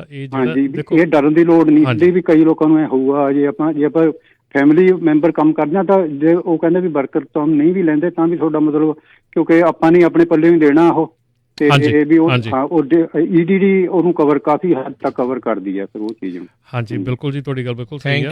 ਤੇ ਇਹਦੇ ਵਿੱਚ ਬਿਲਕੁਲ ਇਹ ਜਿਹੜਾ ਸਿਸਟਮ ਹੈਗਾ ਜਿਹੜਾ ਤੁਸੀਂ ਕ੍ਰੀਏਟ ਕੀਤਾ ਆ, ਥੈਂਕ ਯੂ ਤੁਹਾਡਾ ਬਹੁਤ ਬਹੁਤ। ਜੇ ਤੁਸੀਂ ਸਹੀ ਢੰਗ ਨਾਲ ਚੱਲ ਰਹੇ ਆ ਤੇ ਸ਼ਾਇਦ ਹੋ ਸਕਦਾ ਰਾਤ ਨੂੰ ਸੁੱਖ ਦੀ ਨੀਂਦ ਵੀ ਸੌਂਦੇ ਹੋ। ਸੋ ਇਹ ਬਹੁਤ ਚੰਗੀ ਗੱਲ ਹੈ ਤੁਹਾਡੇ ਲਈ ਕਿ ਤੁਸੀਂ ਇੱਦਾਂ ਕਰਦੇ ਹੋ। ਔਰ ਥੈਂਕ ਯੂ, ਤੁਸੀਂ ਆਣ ਕੇ ਸ਼ੇਅਰ ਕੀਤਾ ਹੈ ਕਿ ਤੁਸੀਂ ਚਾਹੇ ਸਿੰਗਲ ਟਰੱਕ ਹੀ ਚਲਾਉਂਦੇ ਆ ਲੇਕਿਨ ਪੂਰਾ ਕੰਪਲਾਈ ਕਰਦੇ ਆ, ਪੂਰਾ ਢੰਗ ਨਾਲ ਚਲਾਉਂਦੇ ਆ। ਬਹੁਤ ਵਧੀਆ ਗੱਲ ਹੈ ਜੀ। ਜੀ, ਥੈਂਕ ਯੂ ਜੀ। ਅਗਲੇ ਕਾਲਰ ਆਪਣੇ ਨਾਲ ਜੁੜੇ ਨੇ ਗੈਰੀ ਜੀ, ਸਤਿ ਸ਼੍ਰੀ ਅਕਾਲ ਗੈਰੀ। ਹੈਲੋ, ਸਤਿ ਸ਼੍ਰੀ ਅਕਾਲ ਜੀ। ਹੈਲੋ, ਸਤਿ ਸ਼੍ਰੀ ਅਕਾਲ ਭਾਈ। ਸਤਿ ਸ਼੍ਰੀ ਅਕਾਲ। ਮੈਂ ਭਾਜੀ ਪੁੱਛਣਾ ਸੀ, ਜਿੱਦਾਂ ਮੈਂ ਤੇ ਇਕੱਲਾ ਹੀ ਕੰਮ ਕਰਨਾ ਉਹਨਾਂ ਆਪਰੇਟਰ, ਜਿੱਦਾਂ ਵੀ ਜੇ ਆ ਜਿਹੜਾ ਤੁਸੀਂ ਕੁਆਟਰਾਂ ਦੀ ਗੱਲਾਂ ਕਰਦੇ, ਮਤਲਬ ਸਾਡਾ ਵੀ ਕੋਈ ਬਣਦਾ? ਬਿਲਕੁਲ ਬਿਲਕੁਲ, ਪਰਸਨਲ ਟੈਕਸ ਤਾਂ ਤੁਸੀਂ ਭਰਨਾ ਹੀ ਆ ਨਾ, ਪਰਸਨਲ ਟੈਕਸ ਤਾਂ ਭਰਦੇ ਆ ਜੀ। ਹਾਂਜੀ ਹਾਂਜੀ, ਬਸ ਠੀਕ ਆ। ਉਹ ਕੁਆਟਰ ਜਿਹੜੇ ਉਹ ਤੁਸੀਂ ਪੂਰੇ ਕਰੋ, ਫਿਰ ਇਹ ਆ ਵੀ ਉਹ ਇਨ ਦੀ ਐਂਡ ਇਹ ਹੁੰਦਾ ਵੀ ਕਿੰਨਾ ਭਰਿਆ ਆ, ਉਹਦੇ ਮੁਤਲਕ ਤੁਹਾਨੂੰ ਜਿਹੜੀ ਬਾਅਦ ਚੋਂ ਪੈਨਸ਼ਨ ਤੇ ਉਹ ਸਾਰੀਆਂ ਜਿਹੜੀਆਂ ਸਹੂਲਤਾਂ ਉਸ ਹਿਸਾਬ ਦੇ ਨਾਲ ਮਿਲਦੀਆਂ ਨੇ। ਨਹੀਂ, ਮੈਨੂੰ ਏਦਾਂ ਹੀ ਕਈ ਏਦਾਂ ਆਪਣੇ ਟਰੱਕ ਭਰਾ ਗੱਲਾਂ ਬਾਤਾਂ ਹੁੰਦੀਆਂ ਰਹਿੰਦੀਆਂ ਨੇ, ਉਹ ਕਹਿੰਦੇ ਟਰੱਕ ਵਾਲੇ ਦਾ ਜਾਂਦਾ ਹੀ ਨਹੀਂ ਕੁਛ ਵੀ ਟੈਕਸ, ਉੱਥੇ ਤੁਹਾਡੇ ਕੁਆਟਰ ਨਹੀਂ ਬਣਦੇ, ਏਦਾਂ। ਜਦੋਂ ਅਸੀਂ ਸਟੋਰ ਤੇ ਕੰਮ ਕਰਦੇ ਸੀ, ਚਲੋ ਉਹ ਕੱਟ ਕੇ ਮਿਲਦਾ WTO ਜੀ, ਹੁਣ ਅਸੀਂ ਆਪ ਦਾ ਹੀ ਕਰਨੇ ਆ ਜਿੱਦਾਂ। ਪਰ ਆਈ ਥਿੰਕ ਰਮਨ ਜੀ ਇਹਦੇ ਵਿੱਚ ਇਹ ਹੁੰਦਾ ਵੀ ਇੱਕ ਤਾਂ ਤੁਸੀਂ ਕੰਪਨੀ ਦਾ ਭਰ ਰਹੇ ਆ ਜਿਹੜਾ ਉਹ ਆ, ਤੇ ਇੱਕ ਆਪਣਾ ਵੱਖਰਾ ਜਿਹੜਾ ਇੰਡੀਵਿਜੂਅਲ ਵੀ ਜਿਹੜਾ ਉਹ ਭਰਨਾ ਹੁੰਦਾ ਹੈ। ਨਹੀਂ, ਇੱਕ ਜਿਹੜਾ ਹੁੰਦਾ ਨਾ, ਜਿਹੜਾ ਜਦੋਂ ਤੁਸੀਂ ਸਾਲ ਦੇ ਐਂਡ ਤੇ ਜਾ ਕੇ ਕੰਪਨੀ ਦਾ ਭਰਦੇ ਆ, ਉਹਦੇ ਤੁਸੀਂ 10 ਆਪਣਾ ਨਹੀਂ ਲੈਂਦੇ ਹੈਗੇ, ਸੋ ਤੁਸੀਂ ਸਟੇਟ ਦਾ ਟੈਕਸ ਨਹੀਂ ਭਰਦੇ ਹੈਗੇ, ਠੀਕ ਹੈ ਨਾ। ਸੋ ਸਟੇਟ ਦਾ ਟੈਕਸ ਭਰਨਾ ਜ਼ਰੂਰੀ ਹੈਗਾ। ਸੋ ਜੇ ਤੁਸੀਂ ਆਪਣਾ ਟੈਕਸ ਭਰਦੇ ਆ, ਇਹ ਮੇਰੇ ਖਿਆਲ CPA ਦਾ ਕੁਐਸਚਨ ਹੈਗਾ, ਆਪਾਂ ਕੰਪਲੀਕੇਟ ਨਾ ਕਰੀਏ। ਸੋ ਆਈ ਥਿੰਕ ਪਤਾ ਕਰਨ ਦੀ ਕੋਸ਼ਿਸ਼ ਤੁਹਾਨੂੰ ਕਰਾਂਗੇ, ਟਰਾਈ ਕਰਦੇ ਹਾਂ ਕਿਸੇ ਦਿਨ ਆਪਾਂ CPA ਨੂੰ ਵੀ ਲੈ ਕੇ ਆਈਏ, ਤੇ ਫਿਰ ਉਹ ਵੀ ਜਿਹੜੇ ਉਹ ਕਲੀਅਰ ਇਸ ਚੀਜ਼ ਦੇ ਉੱਤੇ ਕਲੈਰਿਟੀ ਜਿਹੜੀ ਉਹ ਦੇ ਸਕਣਗੇ। ਮੇਰੇ ਖਿਆਲ ਦੇ ਵਿੱਚ ਜੇ ਤੁਸੀਂ ਇਕੱਲਾ ਸਿਰਫ ਕੰਪਨੀ ਦਾ ਟੈਕਸ ਭਰਦੇ ਹੈਗੇ ਨਾ, ਫਿਰ ਤੁਹਾਡੇ ਉਹ ਕੁਆਟਰ ਨਹੀਂ ਬਣਦੇ ਹੈਗੇ। ਜੇ ਆਪਣਾ ਭਰਨਾ ਇੰਡੀਵਿਜੂਅਲ ਤੁਸੀਂ ਭਰਦੇ ਤਾਂ ਤੁਹਾਨੂੰ ਜਿੱਦਾਂ ਆਪਣਾ ਹੁਣ ਸਾਲ ਦਾ 2 ਲੱਖ ਦਾ ਕੰਮ ਕੀਤਾ, ਉਹਦੇ ਵਿੱਚ ਰਿਪੇਅਰ ਕੱਢ ਕੇ ਸਾਰਾ ਕੁਝ ਖਰਚ ਕੱਢ ਕੇ, ਭਾਜੀ ਉਹ ਕੰਪਨੀ ਦਾ ਆ, ਉਹ ਕੰਪਨੀ ਦਾ ਤੁਹਾਡਾ ਨਹੀਂ ਗਾ, ਉਹ ਕੰਪਨੀ ਦੇ ਮੇਰੇ ਨਾਂ ਤੇ ਮੈਂ ਇਕੱਲਾ ਹੀ ਨਹੀਂ ਜੀ, ਨਹੀਂ, ਉਹ ਕੰਪਨੀ ਦਾ ਭਾਜੀ। ਦੋ ਵੱਖਰੀਆਂ ਚੀਜ਼ਾਂ ਹੈ। ਤੁਸੀਂ ਪਰਸਨਲ ਜਿਹੜਾ ਉਹ ਡਿਫਰੈਂਟ ਹੈ, ਕੰਪਨੀ ਦਾ ਡਿਫਰੈਂਟ ਹੈ ਜੀ। ਸੋ ਤਾਂ ਪਰਸਨਲ ਕਿਹੜਾ, ਫਿਰ ਮੈਨੂੰ ਇਹਦੀ ਸਮਝ ਇਹ ਜਿੱਤੋਂ ਟੈਕਸ ਭਰਾਉਂਦੇ ਆ ਨਾ, ਉਹਨੂੰ ਤੁਹਾਡੀਆਂ 2 ਟੈਕਸ ਰਿਟਰਨਾਂ ਬਣਦੀਆਂ ਉੱਥੇ, ਇੱਕ ਬਣਦੀ ਆ ਤੁਹਾਡੀ ਕੰਪਨੀ ਦੀ, ਇੱਕ ਬਣਦੀ ਆ ਤੁਹਾਡੀ ਆਪਣੀ। ਅੱਛਾ ਜੀ। ਸੋ ਪਲੀਜ਼ ਆਪਣੇ ਜਿਹੜੇ CPA ਜਿੱਤੋਂ ਟੈਕਸ ਭਰਦੇ ਆ ਉਹਨੂੰ ਪੁੱਛੋ ਵੀ ਭਾਈ ਮੇਰੇ ਕੁਆਟਰ ਵੀ ਪੂਰੇ ਕਰੋ, ਮੈਂ ਕਿਤੇ ਵਿਚਾਰਾ ਕੰਮ ਹੀ ਕਰਦਾ ਨਾ ਰਹਿ ਜਾਵਾਂ ਕਿਤੇ। ਬਿਲਕੁਲ, ਥੈਂਕ ਯੂ ਜੀ। ਉਹਨਾਂ ਤੋਂ ਉਹ ਤੁਹਾਨੂੰ ਸਹੀ ਤਰੀਕੇ ਦੇ ਨਾਲ ਇਸ ਦੇ ਬਾਬਤ ਜਿਹੜੀ ਉਹ ਸਲਾਹ ਫਿਰ ਦੇ ਸਕਦੇ ਨੇ ਵੀ ਕੀ ਜਿਹੜਾ ਹੈ ਇਸ ਦੇ ਪ੍ਰਤੀ ਚੱਲ ਰਿਹਾ ਹੈਗਾ। ਆਪਣੇ ਅਗਲੇ ਕਾਲਰ ਨੇ ਪਰਮਜੀਤ ਜੀ। ਸਤਿ ਸ਼੍ਰੀ ਅਕਾਲ ਪਰਮਜੀਤ ਜੀ। ਪਰਮਜੀਤ ਜੀ,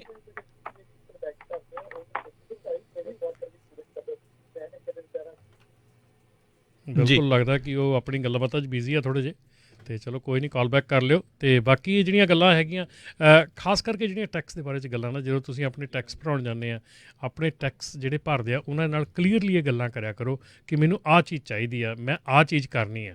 ਜੋ ਟੈਕਸ ਭਰਨ ਵਾਲਾ ਤੁਹਾਨੂੰ ਕਹਿੰਦਾ ਉਹ ਉੱਦਾਂ ਨਾ ਕਰਿਆ ਕਰੋ। ਮੇਰੇ ਖਿਆਲ ਦੇ ਵਿੱਚ ਟੈਕਸ ਵਾਲਾ ਵੀ ਜ਼ਿਆਦਾ ਸਲਾਹ ਤੁਹਾਨੂੰ ਨਹੀਂ ਦਿੰਦਾ, ਜ਼ਿਆਦਾ ਸਲਾਹ ਤੁਸੀਂ ਜਾ ਕੇ ਟੈਕਸ ਵਾਲੇ ਨੂੰ ਦੇ ਦਿੰਦੇ ਆ ਵੀ ਭਾਈ ਟੈਕਸ ਬਣਾ ਦੇ, ਟੈਕਸ ਕੋਈ ਨਹੀਂ ਭਰਨਾ, ਫਿਰ ਉਹ ਆਪਣੇ ਹਿਸਾਬ ਦੇ ਨਾਲ ਸਾਰਾ ਕੋਕੇ ਜੜ ਦਿੰਦਾ। ਸੋ ਤੁਸੀਂ ਇਹ ਕੋਸ਼ਿਸ਼ ਕਰਿਆ ਕਰੋ ਕਿ ਇਹ ਜਿਹੜੀਆਂ ਚੀਜ਼ਾਂ, ਇਹ ਜਿਹੜੀਆਂ ਗੱਲਾਂ ਤੁਸੀਂ ਸਾਡੇ ਨਾਲ ਕਰਦੇ ਹੈਗੇ ਆ, ਇਹ ਆਪਣੇ ਟੈਕਸ ਵਾਲਿਆਂ ਨਾਲ ਕਰੋ। ਉਹਨਾਂ ਨੂੰ ਪੁੱਛੋ ਤਰਤੀਬ ਨਾਲ, ਆਪਣੇ ਡੀਟੇਲ ਸਵਾਲ ਪੁੱਛੋ ਵੀ ਜੇ ਮੈਂ ਇੱਦਾਂ ਟੈਕਸ ਭਰਦਾ ਤਾਂ ਮੇਰਾ ਕੀ ਬੈਨੀਫਿਟ ਆ, ਜੇ ਮੈਂ ਇੱਦਾਂ ਨਹੀਂ ਭਰਦਾ ਤਾਂ ਮੈਨੂੰ ਕੀ ਨੁਕਸਾਨ ਆ। ਸੋ ਇਹ ਚੀਜ਼ਾਂ ਸੀਗੀਆਂ ਸਾਰੀਆਂ ਨਾ, ਇਹ ਤੁਹਾਡੇ ਜਿਹੜੇ ਸਾਰੇ ਕੁਐਸਚਨਸ ਹੈਗੇ, ਟੈਕਸ ਵਾਲੇ ਕੁਐਸਚਨਸ ਹੈਗੇ, ਔਰ ਡੈਫੀਨੇਟਲੀ ਅਸੀਂ ਕੋਸ਼ਿਸ਼ ਕਰਾਂਗੇ ਵੀ ਇਹ ਜਿਹੜੇ ਕੁਐਸਚਨਸ ਹੈਗੇ ਇਹਨਾਂ ਨੂੰ ਜਿੰਨਾ ਵੀ ਵੱਧ ਤੋਂ ਵੱਧ ਆਪਾਂ ਅਗਲੇ ਪ੍ਰੋਗਰਾਮਾਂ ਦੇ ਵਿੱਚ ਕਲੀਅਰ ਕਰ ਸਕੀਏ। ਅਤੇ ਬਾਕੀ ਜਿਹੜੇ ਸਾਡੇ ਨਵਦੀਪ ਸਿੰਘ ਹੋਣੀ ਆ, ਉਹ ਵਾਰ-ਵਾਰ ਉਹੀ ਕੁਐਸਚਨ ਕਰ ਰਹੇ ਕਿ 40-60 ਵਾਲਾ ਭਾਜੀ, ਇਹ 40 ਕੁਆਟਰਸ ਹੈਗੇ ਆ। ਜੇ ਕੋਈ ਐਡਾ ਵੱਡਾ ਫੈਸਲਾ ਹੋਣਾ 60 ਕੁਆਟਰ ਕਿਸੇ ਇੱਕ ਕਾਊਂਟੀ ਨੇ ਨਹੀਂ ਕਰਨਾ ਜਾਂ ਕਿਸੇ ਇੱਕ ਕਾਊਂਟੀ ਆਫਿਸਰ ਨੇ ਨਹੀਂ ਕਰਨਾ, ਇਹ ਜਿਹੜਾ ਆ ਇਹ ਪੂਰੀ ਕੰਟਰੀ ਦਾ ਮਚਣੀ ਸੀਗੀ, ਇਹ ਕੰਟਰੀ ਦਾ ਫੈਸਲਾ ਹੈਗਾ। ਸੋ ਇਹ ਸਿਰਫ ਤੇ ਸਿਰਫ 40 ਕੁਆਟਰਸ ਹੈਗੇ ਆ। ਸੋ ਪਲੀਜ਼ ਇਹ ਜਿਹੜੀ ਹੈਗਾ ਆ, ਇਹ ਅਸੀਂ ਮੇਰੇ ਖਿਆਲ ਬਹੁਤ ਦੇਰ ਤੋਂ ਇਹ ਜਿਹੜੇ ਆ ਇਹ ਚੀਜ਼ ਨੂੰ ਡਿਸਕਸ ਕਰਦੇ ਆ ਰਹੇ ਹਾਂ। ਸੋ 40 ਕੁਆਟਰਸ ਦਾ ਜਿਹੜਾ ਆ ਉਹ ਫਾਈਨਲ ਹੈਗਾ ਆ ਅਜੇ ਤੱਕ, ਅਤੇ ਜੇ 60 ਕੁਆਟਰ ਹੋਣੇ ਹੁੰਦੇ ਤਾਂ ਮੇਰੇ ਖਿਆਲ ਬਹੁਤ ਜ਼ੋਰ ਸ਼ੋਰ ਨਾਲ ਸਾਰਿਆਂ ਨੂੰ ਪਤਾ ਲੱਗਣਾ ਸੀਗਾ 60 ਕੁਆਟਰ ਹੋ ਰਿਹਾ। ਜੀ ਬਿਲਕੁਲ। ਸੋਸ਼ਲ ਸਿਕਿਉਰਿਟੀ ਦੇ ਲਈ ਜਿਹੜੇ 40 ਕੁਆਟਰਸ ਹੀ ਹਾਲ ਦੀ ਘੜੀ ਆਨਲਾਈਨ ਵੀ ਜੇ ਤੁਸੀਂ ਕਰਦੇ ਆ ਤਾਂ ਉਹੀ ਜਿਹੜਾ 40 ਕੁਆਲੀਫਾਈਂਗ ਕੁਆਟਰਸ ਹੀ ਜਿਹੜੇ ਉਹ ਲਿਖੇ ਆਉਂਦੇ ਨੇ। ਅਤੇ ਅਗਲੇ ਕਾਲਰਸ ਉਹਨਾਂ ਦੇ ਨਾਲ ਗੱਲ ਕਰਦੇ ਹਾਂ, ਜਿਹੜੇ ਨੇ ਅਭੀ ਜੀ। ਸਤਿ ਸ਼੍ਰੀ ਅਕਾਲ। ਹੈਲੋ, ਹਾਂਜੀ ਸਤਿ ਸ਼੍ਰੀ ਅਕਾਲ ਭਾਜੀ, ਰਾਜ ਸਿੰਘ ਜੀ ਤੇ ਰਮਨ ਭਾਜੀ, ਪੰਜਾਬੀ ਰੇਡੀਓ USA ਜਿੰਨੇ ਵੀ ਸੁਣਨ ਵਾਲੇ ਸੁਣਦੇ ਸਾਰਿਆਂ ਨੂੰ ਸਤਿ ਸ਼੍ਰੀ ਅਕਾਲ। ਸਤਿ ਸ਼੍ਰੀ ਅਕਾਲ ਭਾਜੀ। ਤੁਹਾਡਾ ਪ੍ਰੋਗਰਾਮ ਸੁਣ ਰਿਹਾ ਸੀਗਾ, ਤੇ ਮੈਂ ਜਿੱਦਾਂ ਹੁਣ ਟੈਕਸ ਬਾਰੇ ਗੱਲ ਕਰ ਰਹੇ ਸੀਗੇ, ਜਿੱਦਾਂ ਕੰਪਨੀਆਂ ਹਾਇਰ ਕਰਦੀਆਂ ਜਾਂ ਹਾਇਰਿੰਗ ਪ੍ਰੋਸੀਜਰ ਹੁੰਦਾ ਜਾਂ ਕਿਸੇ ਨੂੰ ਪੇਮੈਂਟ ਕਰਨੀ ਹੈ, ਕਿਸੇ ਨੂੰ W2 1099। ਭਾਜੀ ਪਹਿਲਾਂ ਬੇਸਿਕ ਗੱਲ ਇਹ ਆ ਕਿ ਜਿਹੜੇ ਮੋਸਟਲੀ ਸਾਡੇ ਪੰਜਾਬੀ ਜਿੰਨੇ ਵੀ ਟਰੱਕ ਹੈਗੇ, ਛੋਟੀਆਂ ਕੰਪਨੀਆਂ ਚਾਹੇ ਵੱਡੀਆਂ ਚਾਹੇ ਸਿੰਗਲ ਓਨਰ ਆਪਰੇਟਰ ਹੈਗੇ ਆ, ਕਿ ਜਿਹੜੇ ਇਹ 1099 ਤੇ ਜਿਹੜੇ W2 ਦਿੰਦੇ ਹੈਗੇ, ਤੇ ਇਹਨਾਂ ਨੂੰ ਸਾਰਿਆਂ ਨੂੰ ਪਤਾ ਕਿ ਇਹਦੇ ਐਕਸਟਰਾ ਖਰਚਾ ਆਉਂਦਾ ਹੈ, ਕਿਉਂਕਿ ਤੁਹਾਨੂੰ ਉਹਦੀ ਭਰਨੀ ਪੈਂਦੀ ਹੈ ਵਰਕਰਸ ਕੰਪਨਸੇਸ਼ਨ, ਜਿਹਨੂੰ ਕਹਿੰਦੇ ਵਰਕ ਕੰਪ ਕਹਿੰਦੇ ਆ, ਉਹ ਭਰਨਾ ਪੈਂਦਾ। ਓਬਵੀਅਸਲੀ ਉਹਦੇ ਪੈਸੇ ਦੇਣੇ ਪੈਂਦੇ, ਐਕਸਟਰਾ ਪੈਸੇ ਦੇਣੇ ਪੈਂਦੇ ਆ। ਇਹ ਇੱਕ ਤਰ੍ਹਾਂ ਨਾਲ ਕੰਪਨੀ ਦੇ ਉੱਪਰ ਬਹੁਤ ਵੱਡਾ ਬੋਝ ਬਣਦਾ, ਖਰਚਾ ਬਣ ਜਾਂਦਾ, ਠੀਕ ਹੈ ਜੀ। ਜਿਹੜਾ ਸਿੰਗਲ ਬੰਦਾ ਹੁੰਦਾ ਜਾਂ ਓਨਰ ਆਪਰੇਟਰ ਹੁੰਦਾ ਉਹਦੇ ਤੋਂ ਇਹ ਚੀਜ਼ ਦਾ ਫਰਕ ਨਹੀਂ ਪੈਂਦਾ ਹੈਗਾ। ਪਰ ਆਉਣ ਵਾਲੇ ਸਮੇਂ ਦੇ ਵਿੱਚ ਚਾਹੇ ਉਹ ਕੋਈ ਸਿੰਗਲ ਓਨਰ ਆਪਰੇਟਰ ਹੈਗਾ ਤੇ ਚਾਹੇ ਵੱਡੀਆਂ ਕੰਪਨੀਆਂ ਹੈਗੀਆਂ, ਇਹਨਾਂ ਸਾਰਿਆਂ ਨੂੰ ਇਕੱਠਿਆਂ ਹੋਣਾ, ਇੱਕ ਮਤਲਬ ਨਾ ਪਲੇਟਫਾਰਮ ਤੇ ਆਉਣਾ ਹੀ ਪੈਣਾ, ਚਾਹੇ ਅੱਜ ਆਣ ਚਾਹੇ ਕੱਲ੍ਹ ਨੂੰ ਆਣ, ਕਿਉਂਕਿ ਇਹ ਫਿਰ ਡਿਸਾਈਡ ਕਰਨ, ਸਾਨੂੰ ਸਾਰਿਆਂ ਨੂੰ ਕਾਮਨਲੀ ਇਹ ਡਿਸਾਈਡ ਕਰਨਾ ਪੈਣਾ, ਫੈਸਲਾ ਲੈਣਾ ਪੈਣਾ ਵੀ ਆਹ ਸਾਡੇ ਮਿਨੀਮਮ ਰੇਟ ਹੈਗੇ ਆ ਤੇ ਇਹਨਾਂ ਰੇਟ ਦੇ ਉੱਪਰ ਹੀ ਅਸੀਂ ਸਰਵਾਈਵ ਕਰ ਸਕਦੇ ਹਾਂ। ਹੁਣ ਕਿਉਂਕਿ ਰੇਟਸ ਹੁੰਦੇ ਆ ਘੱਟ ਤੇ ਹਰ ਇੱਕ ਬੰਦਾ ਸੋਚਦਾ ਵੀ ਮੈਂ ਇੰਨੀ ਮੇਰੀ ਇਨਕਮ ਹੋ ਗਈ ਤਾਂ ਮੈਂ ਇਸ ਵਿੱਚ ਸਰਵਾਈਵ ਕਿੱਦਾਂ ਕਰਨਾ। ਉਹ ਕੋਈ ਨਾ ਕੋਈ ਲੂਪ ਹੋਲ ਕਹਿ ਲਓ, ਚਾਹੇ ਆਪਣਾ ਬਚਾਅ ਕਰਨ ਲਈ, ਘੱਟ ਖਰਚਾ ਕਰਨ ਲਈ ਜਾਂ ਕਿੱਦਾਂ ਵੀ ਇਸ ਚੀਜ਼ ਤੋਂ ਬਚਣ ਦੀ ਕੋਸ਼ਿਸ਼ ਕਰਦਾ, ਪਰ ਜੋ ਕਿ ਉਹ ਸਹੀ ਕਾਨੂੰਨੀ ਤੌਰ ਤੇ ਸਹੀ ਨਹੀਂ ਹੈਗਾ ਤਾਂ ਨਾ ਹੀ ਇਹ ਤੋਂ ਬਚਿਆ ਜਾ ਸਕਦਾ। ਸੋ ਪਹਿਲੀ ਗੱਲ ਤਾਂ ਇਹ ਹੈਗੀ ਆ ਵੀ ਸਾਰਿਆਂ ਨੂੰ ਇਕੱਠੇ ਹੋ ਕੇ ਸਲਾਹ ਦੇ ਨਾਲ, ਚਾਹੇ ਇਕੱਲਾ ਬੰਦਾ ਇੰਡੀਪੈਂਡੈਂਟਲੀ ਵੀ ਚਾਹੇ ਕੋਈ ਨਾ ਆਪਣੇ ਲੋਡ ਲੱਭਦਾ ਹੈਗਾ ਉਹਨੂੰ ਵੀ ਨਾਲ ਆਉਣਾ ਹੀ ਪੈਣਾ ਆ। ਚਲੋ ਜੇ ਮਿਨੀਮਮ ਰੇਟ ਡਿਸਾਈਡ ਹੋ ਗਿਆ, ਸਪੋਜ਼ ਕਰੋ ਅਸੀਂ ਸਿਆਟਲ ਨੂੰ ਜਾਣਾ, ਅਸੀਂ ਕਿਹਾ ਵੀ ਲੋ ਵੀ ਨਹੀਂ ਸਾਨੂੰ $4000 ਨੂੰ ਲੋਡ ਹੈਗਾ, ਉਹ ਅਸੀਂ ਡਰਾਈਵ ਐਨ ਦਾ ਜਾਂ ਡਿਸਾਈਡ ਕਰਤਾ ਤੇ ਸਾਰਿਆਂ ਨੂੰ ਪਤਾ ਹੋਊਗਾ ਵੀ $4000 ਦਾ ਲੋਡ ਆ, ਕੋਈ ਵੀ ਉਸ ਤੋਂ ਥੱਲੇ ਨਹੀਂ ਚੱਕੂਗਾ ਜਾਂ ਉੱਪਰ ਹੀ ਚੱਕੂਗਾ, ਤਾਂ ਕਿ ਉਸ ਵੇਲੇ ਉਸ ਚੀਜ਼ ਵਿੱਚ ਸਰਵਾਈਵ ਹੋਇਆ ਜਾ ਸਕੇ। ਦੂਜੇ ਨੰਬਰ ਤੇ ਇਸ ਤਰ੍ਹਾਂ ਹੈਗਾ ਕਿ ਜਿੱਦਾਂ ਅੱਜ ਕੱਲ੍ਹ ਪੈਂਡੈਮਿਕ ਚੱਲਦੀ ਪਈ ਆ ਤੇ ਕੈਲੀਫੋਰਨੀਆ ਦੇ ਵਿੱਚ ਤੁਹਾਨੂੰ ਪਤਾ ਸਰਕਾਰ ਦਾ ਕਾਫੀ ਖਰਚਾ ਹੋ ਗਿਆ, ਲੋਕਾਂ ਨੂੰ ਕਾਫੀ ਪੈਸੇ ਦੇਣੇ ਪਏ ਆ। ਹੁਣ ਜੋ ਬੰਦੇ ਅੱਜ ਕੱਲ੍ਹ ਇੰਡੀਪੈਂਡੈਂਟ ਜਾਂ ਜਿਹੜੇ W2 ਦੀ ਥਾਂ ਤੇ 1099 ਦਿੰਦੇ ਆ, ਕਿਉਂਕਿ ਉਹਨਾਂ ਨੂੰ ਪੈਸੇ ਦੀ ਬਹੁਤ ਘਾਟ ਆ, ਉਹਨਾਂ ਨੇ ਪਹਿਲਾਂ ਤਾਂ ਚਲੋ ਇਗਨੋਰ ਕਰਨਾ ਸੀਗਾ। ਇੱਕ ਸੈਕਿੰਡ ਹੋਲਡ ਕਰਿਓ, ਸਖਤਾਈ ਦੇ ਨਾਲ ਪੇਸ਼ ਹੋਣਾ, ਉਹਨਾਂ ਨੂੰ ਲੱਭ ਇੱਕ ਸੈਕਿੰਡ ਹੋਲਡ ਕਰਿਓ। ਮੈਂ ਤੁਹਾਡੀ ਗੱਲ ਦਾ ਪਹਿਲੀ ਗੱਲ ਦਾ ਜਵਾਬ ਦੇਣਾ ਚਾਹੁੰਦਾ, ਜਿਹੜੀ ਤੁਸੀਂ ਪਹਿਲੀ ਗੱਲ ਕਹੀ ਆ ਕਿ ਕੰਪਨੀਆਂ ਦੇ ਉੱਤੇ ਜਿਹੜੀਆਂ ਇਹ ਐਕਸਟਰਾ ਭਾਰ ਪੈ ਜਾਂਦਾ ਆ ਤੇ ਜਿਹੜੇ ਓਨਰ ਆਪਰੇਟਰ ਆ ਉਹਨਾਂ ਨੂੰ ਸਾਰਿਆਂ ਨੂੰ ਇਕੱਠੇ ਹੋ ਕੇ ਇੱਕ ਰੇਟ ਸੈੱਟ ਕਰਨਾ ਚਾਹੀਦਾ। ਮੈਂ ਤੁਹਾਡੀਆਂ ਦੋਨੋਂ ਗੱਲਾਂ ਨਾਲ ਕੰਟਰਾਡਿਕਟ, ਮੈਂ ਇਹ ਸਹਿਮਤ ਨਹੀਂ ਹੈਗਾ। ਪਹਿਲੀ ਗੱਲ ਤਾਂ ਹੈ ਕਿ ਕੰਪਨੀ ਦੇ ਉੱਤੇ ਭਾਰ ਨਹੀਂ ਪੈਂਦਾ ਹੈਗਾ, ਇਹ ਕੰਪਨੀ ਦਾ ਬਿਜ਼ਨਸ ਐਕਸਪੈਂਸ ਹੈਗਾ ਜਿਹੜਾ ਕਿ ਅਸੀਂ ਕੈਲਕੂਲੇਟ ਨਹੀਂ ਕਰਦੇ, ਅਸੀਂ ਉਹਨੂੰ ਪਹਿਲਾਂ ਹੀ ਅੱਖੋਂ ਓਲੇ ਕਰ ਦਿੰਦੇ ਆ। ਸੋ ਇਹ ਕੰਪਨੀ ਤੇ ਭਾਰ ਨਹੀਂਗਾ, ਇਹ ਕੰਪਨੀ ਦਾ ਬਿਜ਼ਨਸ ਐਕਸਪੈਂਸ ਆ। ਕੰਪਨੀ ਨੂੰ ਇਹ ਲੈ ਕੇ ਚੱਲਣਾ ਚਾਹੀਦਾ ਕਿ ਸਾਡੇ ਖਰਚੇ ਆ, ਜਿੱਦਾਂ ਉਹਦਾ ਤੇਲ ਲੱਗਣਾ, ਉਹਦੇ ਟਾਇਰਾਂ ਦਾ ਖਰਚਾ ਹੋਣਾ, ਉਹਦੀ ਪੇਮੈਂਟ ਜਾਣੀ ਆ, ਇੱਦਾਂ ਹੀ ਵਰਕਰਸ ਕਾਂਪ ਤੇ ਜਿਹੜੇ ਟੈਕਸ ਆ, ਜਿਹੜੇ ਪੇਰੋਲ ਟੈਕਸ ਆ, ਇਹ ਐਕਸਪੈਂਸ ਹੈਗਾ ਕੰਪਨੀ ਦਾ। It comes with the business, part of business. Don't say ਕਿ ਇਹ ਕੰਪਨੀ ਦੇ ਉੱਤੇ ਐਕਸਟਰਾ ਭਾਰ ਆ, ਨਹੀਂ, ਐਕਸਟਰਾ ਭਾਰ ਨਹੀਂਗਾ, ਸਾਰੇ ਕਰ ਰਹੇ ਆ। ਯੈਸ। ਤੇ ਦੂਸਰੀ ਗੱਲ ਜਿਹੜੀ ਤੁਸੀਂ ਗੱਲ ਕੀਤੀ ਹੈ ਕਿ ਓਨਰ ਆਪਰੇਟਰ, ਮੈਂ ਸਟਰੋਂਗਲੀ ਅੱਜ ਇਹ ਦੋ ਗੱਲਾਂ ਕਹਿਣੀਆਂ ਚਾਹੁੰਦਾ ਸਟਰੋਂਗਲੀ, ਕਿ ਜਿਹੜਾ ਓਨਰ ਆਪਰੇਟਰ ਦੀ ਗੱਲ ਹੈਗੀ ਆ, ਤੁਸੀਂ ਇਸ ਕੰਟਰੀ ਦੇ ਵਿੱਚ ਇੰਡੀਪੈਂਡੈਂਟ ਹੈਗੇ ਆ, ਕੋਈ ਵੀ ਇਸ ਕੰਟਰੀ ਦੇ ਵਿੱਚ ਯੂਨੀਅਨ ਜਾਂ ਇਕੱਠੇ ਹੋ ਕੇ ਕੋਈ ਚੀਜ਼ ਤੁਸੀਂ ਜੇ ਕਰਨੀ ਚਾਹੁੰਦੇ ਆ ਉਹ ਨਹੀਂ ਕਰ ਸਕਦੇ, ਬਹੁਤ ਜ਼ਿਆਦਾ ਟਫ ਹੈਗੀ ਆ, ਨਾਲੇ ਖਾਸ ਕਰਕੇ ਆਪਣੀ ਕਮਿਊਨਿਟੀ ਨੂੰ ਇਕੱਠੇ ਕਰਨਾ ਇੱਕ ਜਗ੍ਹਾ ਤੇ।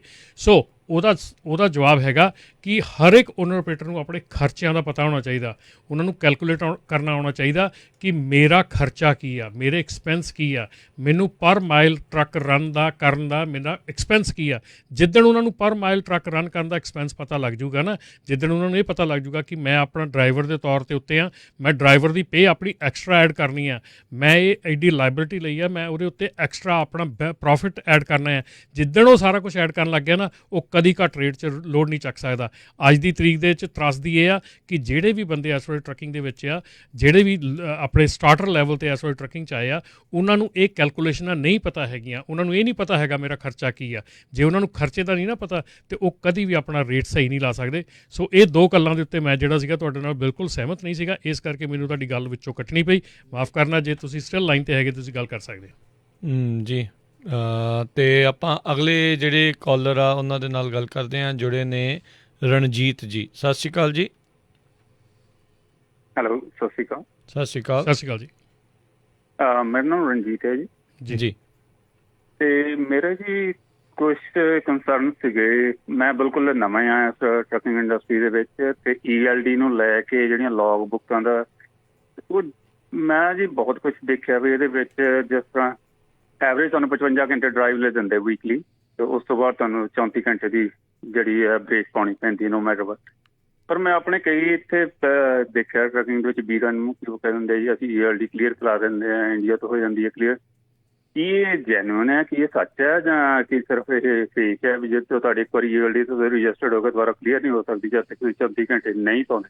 ਭਾਜੀ 7 ਡੇਜ਼ ਦੇ ਵਿੱਚ 70 ਆਵਰਸ ਹੈਗਾ ਆ ਤੁਹਾਡਾ। ਜਿਹੜਾ 55 ਆਵਰਸ ਆ ਉਹ ਤੁਹਾਡਾ ਜਿਹੜਾ ਕਲੇਮ ਹੈਗਾ ਠੀਕ ਸਹੀ ਨਹੀਂ ਹੈਗਾ। ਸੋ 70 ਆਵਰ ਦੀ ਸ਼ਿਫਟ ਹੈਗੀ ਆ। ਸੋ ਪਹਿਲੀ ਗੱਲ ਤਾਂ ਇਹ ਆ ਕਿ 70 ਆਵਰਸ ਤੋਂ ਬਾਅਦ ਤੁਹਾਨੂੰ 34 ਆਵਰ ਰੀਸੈਟ ਕਰਨੀ ਜ਼ਰੂਰੀ ਆ। ਕਲੀਅਰ ਕਰਾ ਦਿੰਦੇ ਆ, ਕਿੱਦਾਂ ਹੁੰਦਾ ਆ, ਕੀ ਹੁੰਦਾ ਆ, ਉਹ ਸਾਰਾ ਕੁਛ ਇਲੀਗਲ ਹੈਗਾ ਆ। That is not legal. ਕਿੱਥੋਂ ਕਰਾਉਂਦੇ ਆ, ਕਿੱਦਾਂ ਕਰਾਉਂਦੇ ਆ, ਦੈਟ ਇਜ਼ ਅਗੇਨ ਇਲੀਗਲ। ਜਿਹੜਾ ਲੀਗਲ ਲਾਅ ਹੈਗਾ ਉਹ ਹੈਗਾ ਕਿ 70 ਘੰਟੇ ਜਦੋਂ ਤੁਹਾਡੇ ਪੂਰੇ ਹੋ ਜਾਂਦੇ ਆ ਉਸ ਤੋਂ ਬਾਅਦ ਤੁਹਾਨੂੰ 34 ਘੰਟੇ ਦੀ ਆਫ ਕਰਨੀ ਜਿਹੜੀ ਆ ਉਹ ਲਾਜ਼ਮੀ ਹੈਗੀ ਆ ਬਾਏ ਲਾਅ। ਠੀਕ ਹੈ ਜੀ। ਸੋ ਜੀ ਮਤਲਬ ਕਿ 70 ਘੰਟੇ ਦੇ, ਹਾਂਜੀ ਮੈਂ ਤੁਹਾਨੂੰ ਇੰਟਰਪਟ ਕਰਦਾ ਜੀ, 70 ਘੰਟੇ ਤੋਂ ਬਾਅਦ ਜਦੋਂ 70 ਘੰਟੇ ਮਤਲਬ ਡਰਾਈਵ ਤੁਹਾਡੀ 55 ਘੰਟੇ ਟੋਟਲ ਤੁਹਾਡੇ ਕੋਲ 70 ਘੰਟੇ ਆ ਜੀ, ਉਸ ਤੋਂ ਬਾਅਦ ਤੁਹਾਡੀ 34 ਘੰਟੇ ਦੀ ਬ੍ਰੇਕ ਪਾਉਣੀ ਪੈਂਦੀ ਆ। ਪਰ ਮੈਨੂੰ ਬਹੁਤ ਸੁਣਨ ਵਿੱਚ ਆਇਆ ਰੀਸੈਂਟਲੀ ਕਿ ਉਹ ਜਿਹੜੀ ਤੁਹਾਡੀ ਆਈ ਮੀਨ ਜਿਹੜੀ ਤੁਹਾਡੀ ਲੌਗ ਬੁੱਕ ਹੈ ਜੀ ਉਹ ਕਲੀਅਰ ਕਰ ਦਿੱਤੀ ਜਾਂਦੀ ਹੈ, ਦੁਬਾਰਾ ਰੀਸੈਟ ਕਰ ਦਿੱਤੀ ਜਾਂਦੀ ਹੈ। ਦੇਖੋ ਜੀ ਤੁਸੀਂ ਹੁਣੇ ਆਪਣੇ ਆਪ ਆਪਣੇ ਲਫ਼ਜ਼ਾਂ 'ਚ ਆਇਆ, ਸੁਣਨ 'ਚ ਆਇਆ, ਲਾਅ ਨਹੀਂਗਾ ਲੇਕਿਨ ਸੁਣਿਆ। ਮੈਂ ਖੁਦ ਦੇਖਿਆ ਜੀ, ਲਾਅ ਤਾਂ ਮੈਂ ਮੰਨਦਾ ਵੀ ਨਹੀਂ ਹਾਂ, ਲੇਕਿਨ ਉਹ ਹੋ ਸਕਦੀ ਹੈ ਜਾਂ ਨਹੀਂ ਹੋ ਸਕਦੀ। ਨਹੀਂ, ਜਦੋਂ ਲਾਅ ਤੁਸੀਂ ਆਪ ਮੰਨ ਰਹੇ ਵੀ ਲਾਅ ਜਿਹੜਾ ਉਹ 70 55 ਦਾ, ਤੇ ਫਿਰ ਜੇ ਹੋ ਸਕਦੀ ਤਾਂ ਗਲਤੀ ਆ, ਉਹ ਗਲਤੀ ਹੋਊਗਾ। ਲਾਅ ਤੋਂ ਜੇ ਉਲਟ ਜਾਓਗੇ ਤਾਂ ਕਿਸੇ ਵੇਲੇ ਵੀ ਤੁਸੀਂ ਫੜੇ ਜਾ ਸਕਦੇ। ਹਾਂਜੀ ਹਾਂਜੀ, ਕਿਸੇ ਵੇਲੇ ਵੀ ਕਿਸੇ ਦੇਖੋ ਇਸੇ ਕਰਕੇ ਗੱਲਾਂ ਕਰ ਰਹੇ ਆ। ਜੇ ਉਹ ਕਲੀਅਰ ਕਰਾ ਕੇ ਕੰਮ ਕਰਦਾ, ਕੱਲ ਨੂੰ ਐਕਸੀਡੈਂਟ ਹੋ ਗਿਆ, ਲਾਇਰ ਤਾਂ ਤਿਆਰ ਬੈਠਾ ਉਸ ਕੇਸ ਤੇ। ਠੀਕ ਹੈ ਨਾ। ਅਗਲਾ ਪਿਛਲਾ ਝੁੱਗਾ ਚੌੜ ਕਰਨ ਵਾਸਤੇ ਲਾਇਰ ਤਾਂ ਤਿਆਰ ਬੈਠਾ, ਉਹਨੂੰ ਤਾਂ ਮਿੰਟ 1 ਸੈਕਿੰਡ ਲੱਗਣਾ ਉਹ ਦੇਖਣ ਨੂੰ ਵੀ ਉਹਨੇ ਕਹਿਣਾ ਜੀ ਦੇਖੋ ਜੀ ਆਹ ਦੇਖੋ ਕਲੀਅਰ ਕੀਤੀ ਆ 70 ਘੰਟੇ ਪੂਰੇ ਹੋਣ ਤੋਂ ਬਾਅਦ ਦੇ ਵਿੱਚ ਫਿਰ ਇਹਨੇ ਚਲਾਈ ਜਾਂਦਾ ਆ, ਇਹ ਰੁਕਿਆ ਨਹੀਂ। ਸੋ ਇਹ ਬਿਲਕੁਲ ਇਹ ਕੰਮ ਨਾ ਕਰੋ। ਜੇ ਇਦਾਂ ਦੀਆਂ ਕੋਈ ਗੱਲਾਂ ਪਤਾ ਹੀ ਹੈ ਵੀ ਫਲਾ ਹੀ ਰਹੇ ਨੇ, ਕਰਦੇ ਹੀ ਨੇ ਪਏ ਨੇ ਲੋਕ, ਸੋ ਨਾ ਕਰਿਆ ਕਰੋ ਭਾਈ, ਇਹਦੇ ਨਾਲ ਨੁਕਸਾਨ ਹੀ ਨੁਕਸਾਨ ਆ। ਅਗਲੇ ਕਾਲਰ ਹੈਰੀ, ਸਤਿ ਸ਼੍ਰੀ ਅਕਾਲ। ਹੈਲੋ, ਸਤਿ ਸ਼੍ਰੀ ਅਕਾਲ ਜੀ। ਸਤਿ ਸ਼੍ਰੀ ਅਕਾਲ ਜੀ। ਹਾਂਜੀ, ਸਾਰਿਆਂ ਤੋਂ ਪਹਿਲਾਂ ਤਾਂ ਮੈਂ ਤੁਹਾਡੀ ਸਾਰੀ ਸਮੁੱਚੀ ਟੀਮ ਰੇਡੀਓ ਪੰਜਾਬੀ ਦਾ ਬਹੁਤ ਬਹੁਤ ਸ਼ੁਕਰਗੁਜ਼ਾਰ ਹਾਂ ਜੀ ਵੀ ਤੁਸੀਂ ਇੰਨੀ ਜ਼ਿਆਦਾ ਨੌਲੇਜ ਸਾਡੀ ਕਮਿਊਨਿਟੀ ਨੂੰ ਦੇ ਰਹੇ ਹੋ। ਥੈਂਕ ਯੂ ਜੀ। ਚਾਹੇ ਉਹ SBA ਲੋਨ ਹੋਵੇ, ਚਾਹੇ ਉਹ PPP ਲੋਨ ਹੋਵੇ, ਚਾਹੇ ਉਹ ਵੋਟਾਂ ਪ੍ਰਤੀ ਹੋਵੇ, ਚਾਹੇ ਉਹ ਸਾਡੀ ਪੇਰੋਲ ਪ੍ਰਤੀ ਹੋਵੇ, ਸਾਨੂੰ ਇੰਨਾ ਜਾਗਰੂਕ ਕਰ ਰਹੇ ਹੋ। ਉਹਦੇ ਕਰਕੇ ਤੁਸੀਂ ਬੜੇ ਵਧਾਈ ਦੇ ਪਾਤਰ ਹੋ। ਅਸੀਂ ਬਹੁਤ ਬੈਨੀਫਿਟ ਲੈ ਰਹੇ ਹਾਂ ਇਹਨਾਂ ਚੀਜ਼ਾਂ ਦਾ। ਤੇ ਦੂਜਾ, ਮੈਂ ਆਪਣੀ ਕਮਿਊਨਿਟੀ ਨੂੰ ਇਹ ਦੱਸ ਦੇਣਾ ਚਾਹੁੰਦਾ ਵੀ ਮੈਂ 5 ਸਾਲ ਤੋਂ ਇੱਕ ਟਰੱਕ ਟ੍ਰੇਲਰ ਦਾ ਮਾਲਕ ਹਾਂ। ਮੈਂ ਪੇਰੋਲ ਵੀ ਕੱਟਦਾ, ਮੈਂ ਪ੍ਰੋਪਰ ELD ਨੂੰ ਉਹਦੇ ਲਾਅ ਦੇ ਮੁਤਾਬਕ ਚੱਲਦਾ ਔਰ ਸਾਰਾ ਕੁਛ ਉਸ ਹਿਸਾਬ ਨਾਲ ਚੱਲਦਾ। ਉਹਦੇ ਬਾਵਜੂਦ ਵੀ ਮੈਂ ਆਪਣੇ ਘਰ ਦਾ ਪਰਿਵਾਰ ਦਾ ਪੂਰਾ ਪੇਟ ਪਾਲ ਰਿਹਾ। ਸੋਹਣਾ ਗੁਜ਼ਾਰਾ ਹੋ ਰਿਹਾ ਹੈ ਜੀ। ਸ਼ਾਰਟਕਟ ਮਾਰਨ ਦੀ ਕੋਈ ਲੋੜ ਨਹੀਂ ਜੀ। ਥੈਂਕ ਯੂ ਭਾਜੀ। ਥੈਂਕ ਯੂ ਵੀਰ ਜੀ, ਥੈਂਕ ਯੂ, ਬਿਲਕੁਲ ਥੈਂਕ ਯੂ ਵੈਰੀ ਮਚ ਜੀ। ਇਹ ਚੀਜ਼ ਕਰਨ ਦੇ ਲਈ, ਅਕੋਰਡਿੰਗ ਟੂ ਲਾਅ ਚੱਲਣ ਦੇ ਲਈ, ਤੇ ਆ ਕੇ ਦੱਸਣ ਦੇ ਲਈ ਵੀ, ਲੋਕਾਂ ਨੂੰ ਜਿਹੜਾ ਭਰਮ ਕੱਢਣ ਦੇ ਲਈ ਵੀ, ਕੋਈ ਇੱਦਾਂ ਦੀ ਕੋਈ ਗੱਲ ਨਹੀਂ ਆ। ਘਰ ਪਾਲਣਾ ਕੋਈ ਇੱਦਾਂ ਮੁਸ਼ਕਿਲ ਨਹੀਂ ਹੈ ਜੇ ਤੁਸੀਂ ਕਾਨੂੰਨੀ ਤੌਰ ਦੇ ਉੱਤੇ ਚੱਲਦੇ ਆ। ਜੇ ਤੁਸੀਂ ਢੰਗ ਨਾਲ ਚੱਲਦੇ ਆ, ਘੱਟੋ ਘੱਟ 4 ਪਹੀਆਂ ਵਾਲੀ ਕਾਰ ਤਾਂ ਆ ਜਾਂਦੀ ਆ। ਠੀਕ ਆ, ਉਹ ਦੂਜੀ ਨਹੀਂ ਆਊਗੀ, ਐਗਜ਼ੋਟਿਕ ਕਾਰ ਨਹੀਂ ਆਊਗੀ, ਲੇਕਿਨ 4 ਪਹੀਆਂ ਵਾਲੀ ਕਾਰ ਤਾਂ ਆ ਜਾਊਗੀ। ਬਿਲਕੁਲ ਬਿਲਕੁਲ, ਜਾਣਾ ਉਹਦੇ ਤੇ ਹੀ ਆ, ਜਾਣਾ ਉੱਤੇ ਹੀ ਹੈ ਜੀ। ਅਗਲੇ ਕਾਲਰ ਆਪਣੇ ਨਾਲ ਜੁੜੇ ਨੇ ਹਰਜਿੰਦਰ ਜੀ, ਸਤਿ ਸ਼੍ਰੀ ਅਕਾਲ ਹਰਜਿੰਦਰ ਜੀ। ਮੈਨੂੰ ਲੱਗਦਾ ਜੀ ਹੈਲੋ, ਸਤਿ ਸ਼੍ਰੀ ਅਕਾਲ ਭਾਜੀ। ਹਾਂਜੀ ਹਾਂਜੀ, ਸਤਿ ਸ਼੍ਰੀ ਅਕਾਲ ਜੀ। ਭਾਜੀ ਮੈਂ ਕਹਿਣਾ ਚਾਹੁੰਦਾ, ਸੌਰੀ ਤੁਹਾਡੀ ਆਵਾਜ਼ ਮੈਨੂੰ ਬਹੁਤ ਘੱਟ ਆ ਰਹੀ ਆ ਜੀ। ਹੁਣ ਠੀਕ ਹੈ ਜੀ?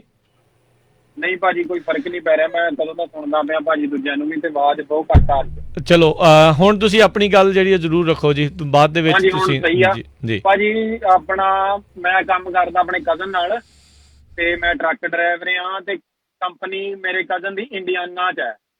ਠੀਕ ਹੈ ਭਾਜੀ। ਤੇ ਮੇਰਾ ਜਿਹੜਾ ਇਮੀਗ੍ਰੇਸ਼ਨ ਦਾ ਕੇਸ ਹੈ ਉਹ ਹੈ ਨਿਊਯਾਰਕ, ਤੇ ਮੇਰੇ ਕੋਲ ਰਾਈਟ ਨਾਓ ਇੰਡੀਆਨਾ ਦਾ ਲਾਇਸੈਂਸ ਹੈ। ਤੇ ਮੈਨੂੰ ਕੀ ਕਰਨਾ ਚਾਹੀਦਾ? BMW2 ਦੇ ਤਾਂ ਮੈਂ ਪਹਿਲਾਂ ਹੀ ਹੱਕ 'ਚ, ਤੇ ਭਾਜੀ ਇਹਦੇ ਵਾਸਤੇ ਕੋਈ ਐਡਵਾਈਸ ਹੋਵੇ ਵੀ ਮੇਰੇ ਕੇਸ 'ਚ ਕਿੱਦਾਂ ਹੈਲਪ ਹੋ ਸਕਦੀ ਹੈ, ਇੱਦਾਂ ਟੈਕਸ ਭਰ ਕੇ ਜੋ ਵੀ ਆ।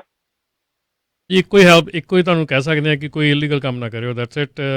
ਪ੍ਰੋਪਰ ਆਪਣਾ W2 ਲਓ, ਪ੍ਰੋਪਰ ਆਪਣਾ ਟੈਕਸ ਭਰੋ, ਤੇ ਯੂ ਗੁੱਡ ਟੂ ਗੋ। ਹੋਰ ਕੋਈ ਇਲੀਗਲ ਕੰਮ ਕਰਨ ਦੀ ਲੋੜ ਨਹੀਂ। ਜੇ ਕੋਈ ਵੀ ਕੁਛ ਇੱਦਾਂ ਦੀ ਚੀਜ਼ ਤੁਸੀਂ ਕਰਦੇ ਆ ਜਿਹੜੀ ਇਲੀਗਲ ਹੈਗੀ ਆ, ਟੈਕਸ ਨਹੀਂ ਭਰਦੇ, 1099 ਲੈਂਦੇ ਆ, ਕੁਛ ਵੀ ਇੱਦਾਂ ਲੈਂਦੇ ਆ, ਤੇ ਡੈਫੀਨੇਟਲੀ ਉਹ ਤੁਹਾਡੇ ਅਗੇਂਸਟ ਕਿਸੇ ਟਾਈਮ ਵੀ ਜਾ ਸਕਦੀ ਆ।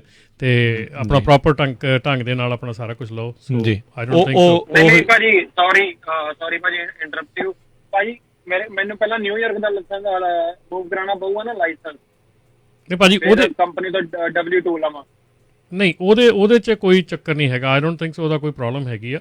ਤੁਸੀਂ ਆਪਣਾ ਜਿਹੜਾ W2 ਦੇ ਨਾਲ ਨਿਊਯਾਰਕ ਦਾ ਲਾਇਸੈਂਸ ਜਾਂ ਇਲੀਨੋਇਸ ਦਾ ਲਾਇਸੈਂਸ, ਉਹਦਾ ਕੋਈ ਮਤਲਬ ਨਹੀਂ ਹੈਗਾ। ਆਈ ਥਿੰਕ ਜੇ ਇੱਦਾਂ ਦਾ ਤੁਹਾਡਾ ਕੋਈ ਸਵਾਲ ਆ ਵੀ ਟੈਕਸ ਭਰਨ ਦੇ ਲਈ ਕਿੱਥੇ ਦਾ ਲਾਇਸੈਂਸ ਚਾਹੀਦਾ, ਵੈਸੇ ਜਿੱਦਾਂ ਰਮਨ ਜੀ ਨੇ ਕਿਹਾ ਕੋਈ ਪ੍ਰੋਬਲਮ ਤਾਂ ਨਹੀਂ ਹੋਣੀ ਚਾਹੀਦੀ, ਪਰ ਫਿਰ ਵੀ ਜਿੱਤੋਂ ਟੈਕਸ ਉਹ ਭਰਾਉਂਦੇ ਆ ਜਾਂ ਤੁਸੀਂ ਭਰਾਉਂਦੇ ਆ, ਉਹ ਤੋਂ ਇੱਕ ਵਾਰੀ ਕਨਫਰਮ ਜਿਹੜਾ ਕਰ ਲਓ।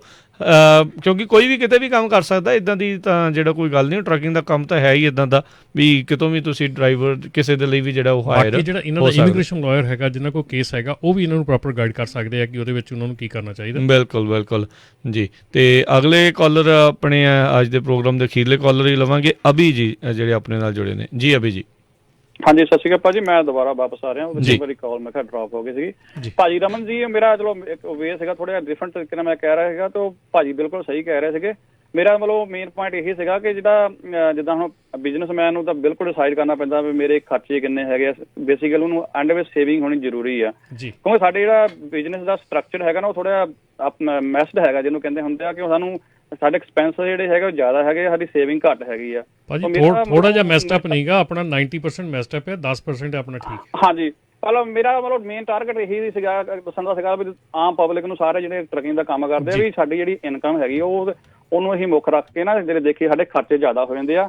ਤੇ ਜਿਲੇ ਫਿਰ ਅਸੀਂ ਇਹੋ ਜਿਹੇ ਕੰਮ ਕਰਦੇ ਆ ਵੀ ਨਹੀਂ ਟੈਕਸ ਨਹੀਂ ਦੇਣਾ ਜਾਂ ਕੁਛ ਸੱਜਾ ਕੱਬਾ ਲੱਭ ਲੈਂਦੇ ਜਾਂ ਕੋਈ ਹੈਗਾ, ਮੇਰੇ ਕਹਿਣ ਦਾ ਸੀਗਾ ਵੀ ਇੱਕ ਥਾਂ ਅਸੀਂ ਆ ਕੇ ਅਸੀਂ ਡਿਸਾਈਡ ਕਰੀਏ ਵੀ ਬਿਜ਼ਨਸ ਵਿੱਚ ਸਾਨੂੰ ਇੰਨੀ ਜਿਹੜੀ ਆ ਸਾਡੀ ਖਰਚੇ ਹੈਗੇ ਆ, ਇੱਥੋਂ ਸਾਨੂੰ ਇੰਨੇ ਐਟਲੀਸਟ ਇੱਥੇ ਚੱਲੀਏ ਤਾਂ ਸਾਡੀ ਸੇਵਿੰਗ ਹੁੰਦੀ ਆ। ਸਿੰਗਲ ਓਨਰ ਆਪਰੇਟਰ ਨੂੰ ਬੁਲਾਉਣ ਦਾ ਮੇਰਾ ਮਕਸਦ ਇਹ ਸੀਗਾ ਕਿਉਂਕਿ ਉਹਨਾਂ ਦਾ ਕੋਈ ਜਿੱਦਾਂ ਵਰਕਰਸ ਕੰਪਨਸੇਸ਼ਨ ਦਾ ਕੋਈ ਖਰਚਾ ਨਹੀਂ ਹੁੰਦਾ, ਤਾਂ ਉਹ ਫਿਰ ਥੋੜਾ ਜਿਹਾ ਲੋਡ ਜਿਹੜੀ ਕੋਈ ਪ੍ਰਾਈਸ ਵਗੈਰਾ ਉਹਨਾਂ ਨੂੰ ਥੋੜੀ ਫਲਕਚੁਏਟ ਕਰਨ ਵਿੱਚ ਕਾਫੀ ਲਿਆ ਸਕਦੇ ਆ, ਮਤਲਬ ਚੇਂਜ ਕਰ ਦਿੰਦੇ ਕਿ ਬੜੀਆਂ ਕੰਪਨੀਆਂ ਨੂੰ ਫਰਕ ਪੈਂਦਾ। ਸੋ ਆਲ ਟੁਗੈਦਰ ਹੋ ਕੇ ਸਾਨੂੰ ਇਹ ਡਿਸੀਜਨ ਲੈਣ ਦੀ ਲੋੜ ਹੈ ਵੀ ਸਾਨੂੰ ਇਹ ਇੰਨਾ ਘੱਟੋ ਘੱਟ ਮਿਨੀਮਮ ਤੇ ਚੱਲਾਂਗੇ ਤੇ ਸਾਡੇ ਵਰਕਰਸ ਕੰਪਨਸੇਸ਼ਨ ਵੀ ਦੇਣਾ ਹੈ, ਸਾਨੂੰ ਆਹ ਵੀ ਖਰਚੇ ਦੇ ਕੇ ਸਾਡੀ ਸੇਵਿੰਗ ਹੋਵੇ ਤਾਂ ਕਿ ਸਾਡੇ ਜਿਹੜੇ ਆ ਜਿੱਦਾਂ ਹੁਣ ਲੋਕੀ ਆ ਫੜੋ ਫੜ ਹੁਣ ਇਹਨਾਂ ਨੂੰ ਹੁਣ ਮਨੋਂ ਫਾਨਾ ਲੋਕਾਂ ਨੂੰ ਜਿਹੜੇ ਗਲਤ ਕੰਮ ਕਰਦੇ ਆ ਜਾਂ ਕਹਿ ਲਓ ਜਿੱਦਾਂ ਵੀ ਹੈਗੇ ਆ।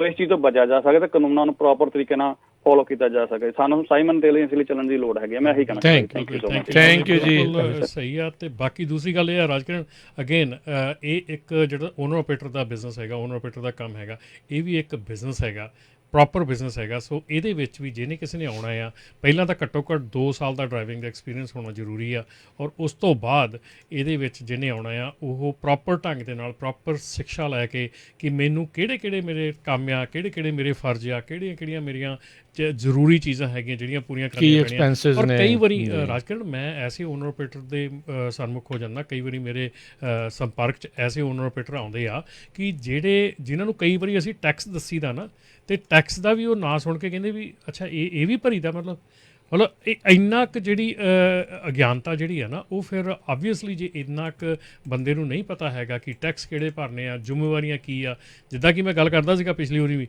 ਐਡਾ ਮੋਟਾ ਜਿਹੜਾ ਆ ਆਲਮੋਸਟ ਮੈਨੂਅਲ ਹੁੰਦਾ ਜਿਹਨੂੰ ਫੋਲੋ ਕਰਕੇ ਇੱਕ ਟਰੱਕਿੰਗ ਕੰਪਨੀ ਚੱਲਦੀ ਆ, ਤੇ ਮੇਰੇ ਖਿਆਲ ਅਸੀਂ ਤਾਂ ਉਹਦੇ ਫਰੰਟ ਪੇਜ ਵੀ ਨਹੀਂ ਪੜ੍ਹਦੇ ਹੈਗੇ, ਫਰੰਟ ਪੇਜ 'ਤੇ ਵੀ ਨਹੀਂ ਕਵਰੇਜ ਹੈਗੀ ਸਾਡੀ। ਸੋ ਡੈਫੀਨੇਟਲੀ ਇਹ ਚੀਜ਼ਾਂ ਜਿਹੜੀਆਂ ਹੈਗੀਆਂ ਖਿਆਲ 'ਚ ਰੱਖਿਆ ਕਰੋ। ਜਿਹੜਾ ਆਪਣਾ ਕੰਮ ਹੈਗਾ, ਬਿਜ਼ਨਸ ਹੈਗਾ, ਉਹਨੂੰ ਬਿਲਕੁਲ ਧਿਆਨ 'ਚ ਰੱਖੋ, ਬਿਲਕੁਲ ਉਹਦੇ ਅਕੋਰਡਿੰਗਲੀ ਚੱਲੋ, ਤੇ ਤਾਂ ਹੀ ਜਿਹੜਾ ਆ ਇਹਨੂੰ ਤੁਸੀਂ ਵਾਧੇ 'ਚ ਲੈ ਕੇ ਜਾ ਸਕਦੇ। ਬਿਲਕੁਲ। ਤੇ ਜਿੱਦਾਂ ਆਪਾਂ ਕਹਿੰਦੇ ਆ ਵੀ ਸਹੀ ਕੰਮ ਕਰੋਗੇ ਤੇ ਚੈਨ ਦੀ ਨੀਂਦ ਵੀ ਸੌਂਗੇ, ਫਿਕਰਾਂ ਦੀ ਥੋੜੀ ਘਾਟ ਹੋਊਗੀ। ਫਿਕਰ ਤਾਂ ਚਲੋ ਰਹਿੰਦੀ ਆ ਬੰਦੇ ਨੂੰ ਕਈ ਤਰੀਕੇ ਦੇ, ਪਰ ਗੈਰ ਕਾਨੂੰਨੀ ਵਾਲਾ ਫਿਕਰ ਜਿਹੜਾ ਬੰਦੇ ਉਹ ਨਿਕਲ ਜਾਂਦਾ ਆ। ਐਟਲੀਸਟ ਬੰਦੇ ਨੂੰ ਉਹ ਕੋਈ ਫਿਕਰ ਨਹੀਂ ਰਹਿੰਦਾ ਫਿਰ। ਤੇ ਬਹੁਤ ਸ਼ੁਕਰੀਆ ਰਮਨ ਜੀ, ਬੜੀ ਮਿਹਰਬਾਨੀ ਤੇ ਸ਼ੁਕਰੀਆ। ਸਤਿ ਸ਼੍ਰੀ ਅਕਾਲ। ਤੇ ਸੋ ਇੱਥੇ ਸਾਡਾ ਅੱਜ ਦਾ ਪ੍ਰੋਗਰਾਮ ਅਪਡੇਟ ਅਮਰੀਕਾ ਟਰੱਕਿੰਗ ਦਾ ਜਿਹੜਾ ਵਿਸ਼ੇਸ਼ ਤੌਰ 'ਤੇ ਹੁੰਦਾ ਹੈ ਉਹ ਹੁਣ ਸਮਾਪਤ ਆ। ਮਿਲਦੇ ਹਾਂ ਤੁਹਾਨੂੰ ਸਾਰਿਆਂ ਨੂੰ ਜਿਹੜਾ ਹੈ ਜੀ ਉਹ ਅਗਲੀ ਵਾਰ। ਉਦੋਂ ਤੱਕ ਲਈ ਮੇਰੇ ਵੱਲੋਂ ਵੀ ਤੁਹਾਨੂੰ ਸਭ ਨੂੰ ਪਿਆਰ ਸਤਿਕਾਰ ਸਨ ਕੀ ਜਿਹੀ ਸਤਿ ਸ਼੍ਰੀ ਅਕਾਲ। ਜਿਉਂਦੇ ਵਾਸਤੇ ਰਹੋ, ਹੱਸਦੇ ਖੇਡਦੇ ਰਹੋ, ਸੁਣਦੇ ਰਹੋ ਪੰਜਾਬੀ ਰੇਡੀਓ USA।